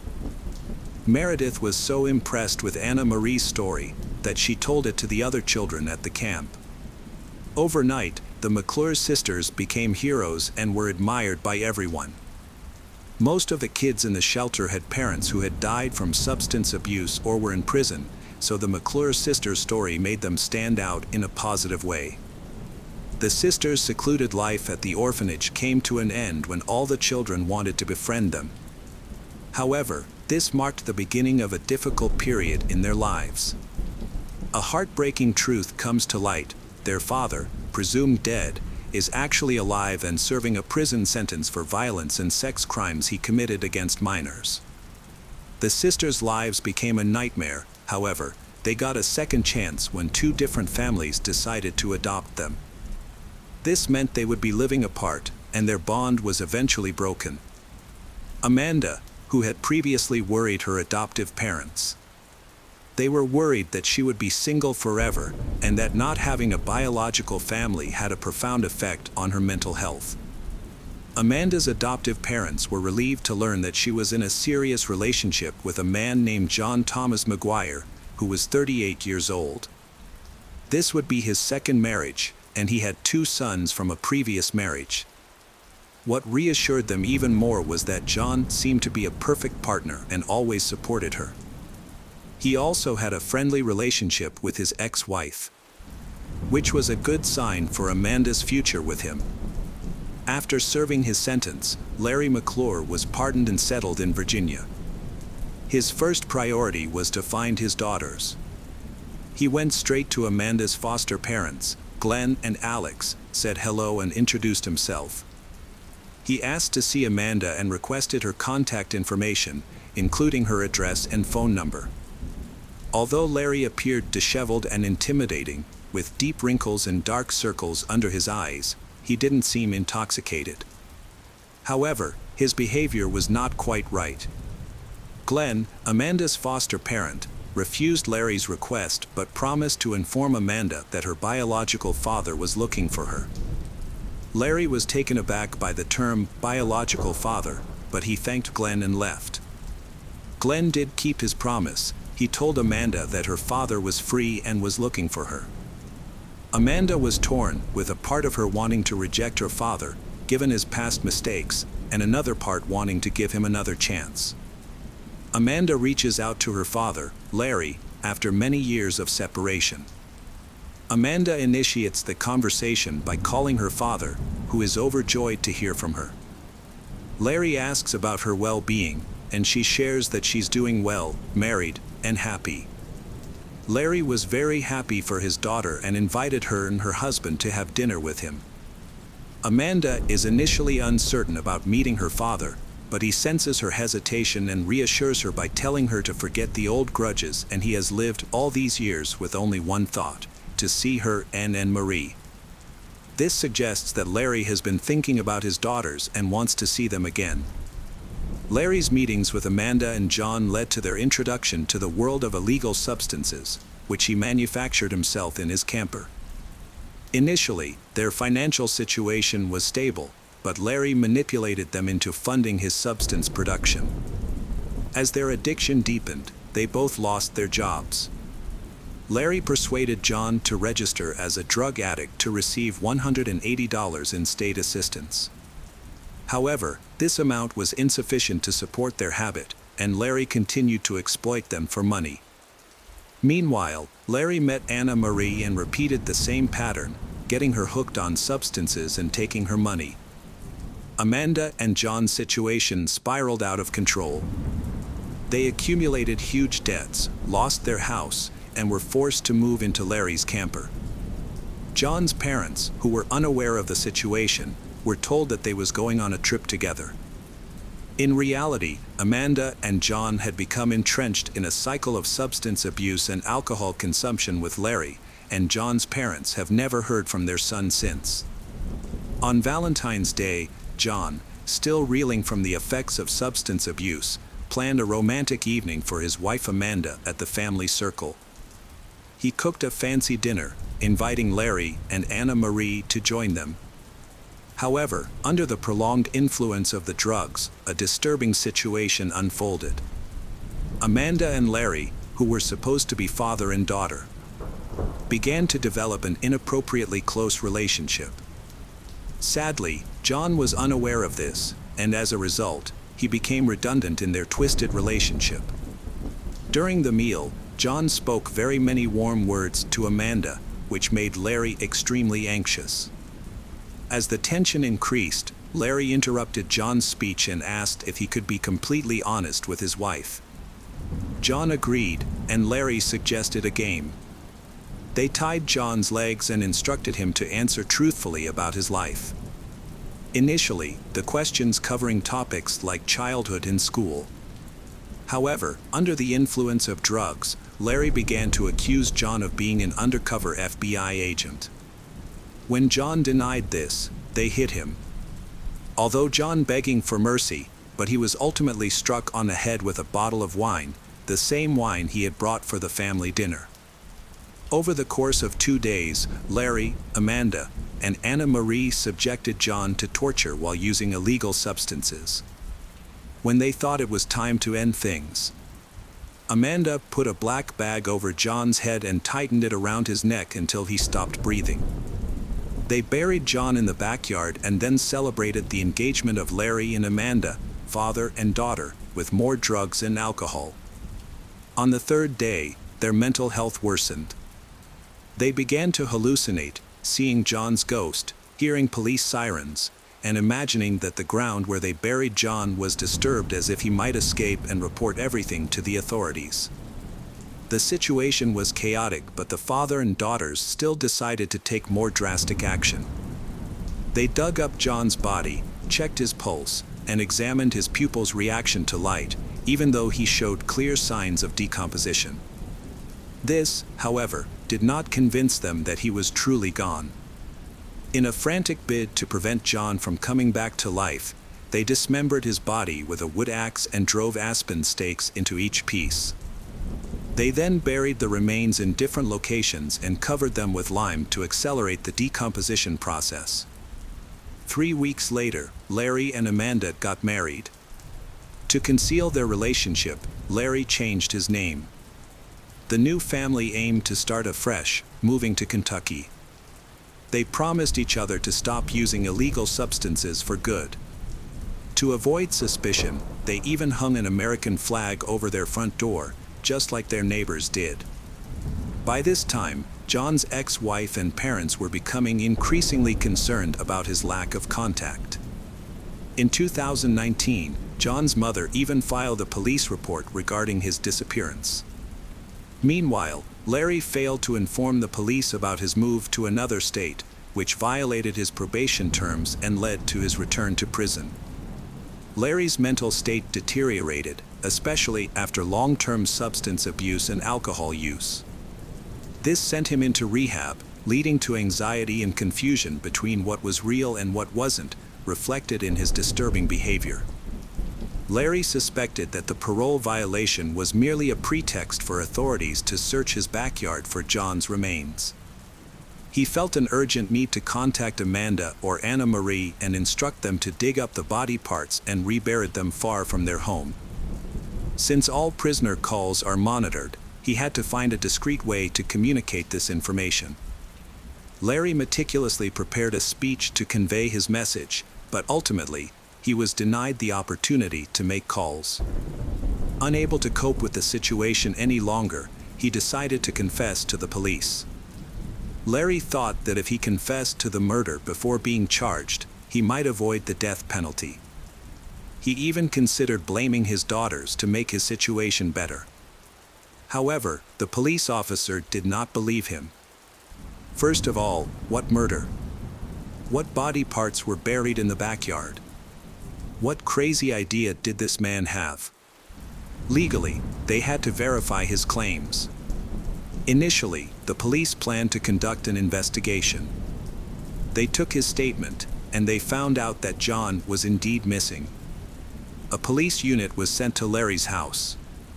First on the scene, investigators found evidence that Larry had mentioned, confirming all of the criminal's statements. The McClure sisters were quickly apprehended. Amanda and Anna Marie were in shock, unable to believe that their father and stepfather could confess to such a brutal murder.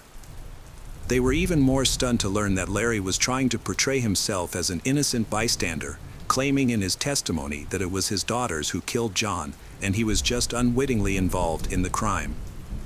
As the investigation unfolded, each the family McClure member sought to protect themselves and convinced the police that their involvement was purely accidental. This situation was particularly difficult for John's relatives because there was no body, only remains were found. Those remains had to be carefully collected by forensic experts, transported to his parents, and ultimately buried in a closed coffin. It has been mentioned many that John was a kind person. Despite the challenges they faced, his parents were able to arrange for his burial. Some friends contributed financially, while others assisted with transportation and funeral planning. John was laid to rest at a Lutheran church on October 25, 2019. On February 15, the day after Valentine's Day, a member of the McClure family posted on Facebook, claiming it was a message from John. The post stated that he was going on a long trip and would be out of touch, asking friends not to worry about his absence. This raised suspicions that the family McClure had planned to kill John, and they wanted to deceive others to avoid causing panic. Despite the severity of the crime, but during the trial, Larry and Amanda received an additional 6 months in their sentence due to their illegal father-daughter marriage, which is prohibited in the state. The trial began, and Larry testified. He revealed that he had always felt remorse for his children throughout his life. He explained that when they were very young, he committed a serious crime that led to them being placed in an orphanage. Their birth mother had abandoned them, and he was the only one left feeling heartbroken. Larry expressed deep gratitude towards the families who adopted his children, mentioning that he had even prayed for their adoptive parents in churches. He desperately wanted to make up for the years gone by with them and admitted that this might be why he made the choices he did. He describes John as a wonderful young man and expresses his grief for him. He says that if he could change the past, he would, but emphasizes that no one can bring the dead back to life. He mentions his deep love for his daughter Amanda. However, he notes that Amanda does not care about John. Her only concern is taking money from his account. He questions whether anyone would consider killing someone for $180, and that people should recognize Amanda for what she was. He called her a monster, not a human. He stated that he, Amanda, and Marie were addicted to drugs and that they deserved to be punished for their actions. He expressed his desire to speak to the jury and said that regardless of his sentence, he was aware of his health problems and believed that he might not live more than 10 years. He expressed regret for John's passing and again apologized to all of John's loved ones. The trial dragged on because the defendants kept changing their statements about whether they killed John or not. Amanda, unable to bear the long trial, made a deal with investigators. In return, she was assured that she would be charged with involuntary manslaughter at her next trial. Larry then gave another speech. He said, "The four of us bought the ingredients to make illegal drugs. Amanda came to me and shared her wish to get revenge on John. The reality is that John, while high on drugs, assaulted Anna Marie, which led to her becoming pregnant. For me, I needed to regain my daughter's trust after years apart. I felt I could not refuse their demands. I often blamed myself for what had happened and thought about ending my life. But I wondered, why should I suffer when this crime was committed by them?" After Larry's speech, it was John's family's turn to speak. John's mother cried uncontrollably and could not express her emotions. She expressed, "Even if one day I can forgive the McClure family, I will never forget what they did. I also hope I live long enough to see one of them die before me." Next, John's children spoke, cursing the killers and declaring that they would never forgive them. The judge delivered the final verdict, sentencing Larry McClure to life in prison without the possibility of parole. When the sentence for Amanda was revealed, her adoptive parents regretted telling her that her biological father was looking for her. They had always raised her with the freedom to make her own choices, unaware that this freedom could lead to such dire consequences. At the time the verdict was announced, Amanda stated that her father's jealousy was the root cause of the situation. Her adoptive parents pleaded with the judge to consider that Amanda's involvement in the crime was heavily influenced by Larry's negative impact, asserting that she would never have committed such a violent act otherwise. However, the prosecutors argued that the murder was a planned act, suggesting that Amanda and Larry were conspiring to be together as a couple. The initial hearing focused on Amanda, who was sentenced to 40 years. The judge said Amanda could serve only 20 years. During Anna Marie's sentencing, she attempted to speak out against John's murder. However, she felt pressured by her father and sister to do what they wanted, and she only attended Larry and Amanda's wedding out of concern for her own future. Ultimately, Anna Marie was sentenced to 40 years.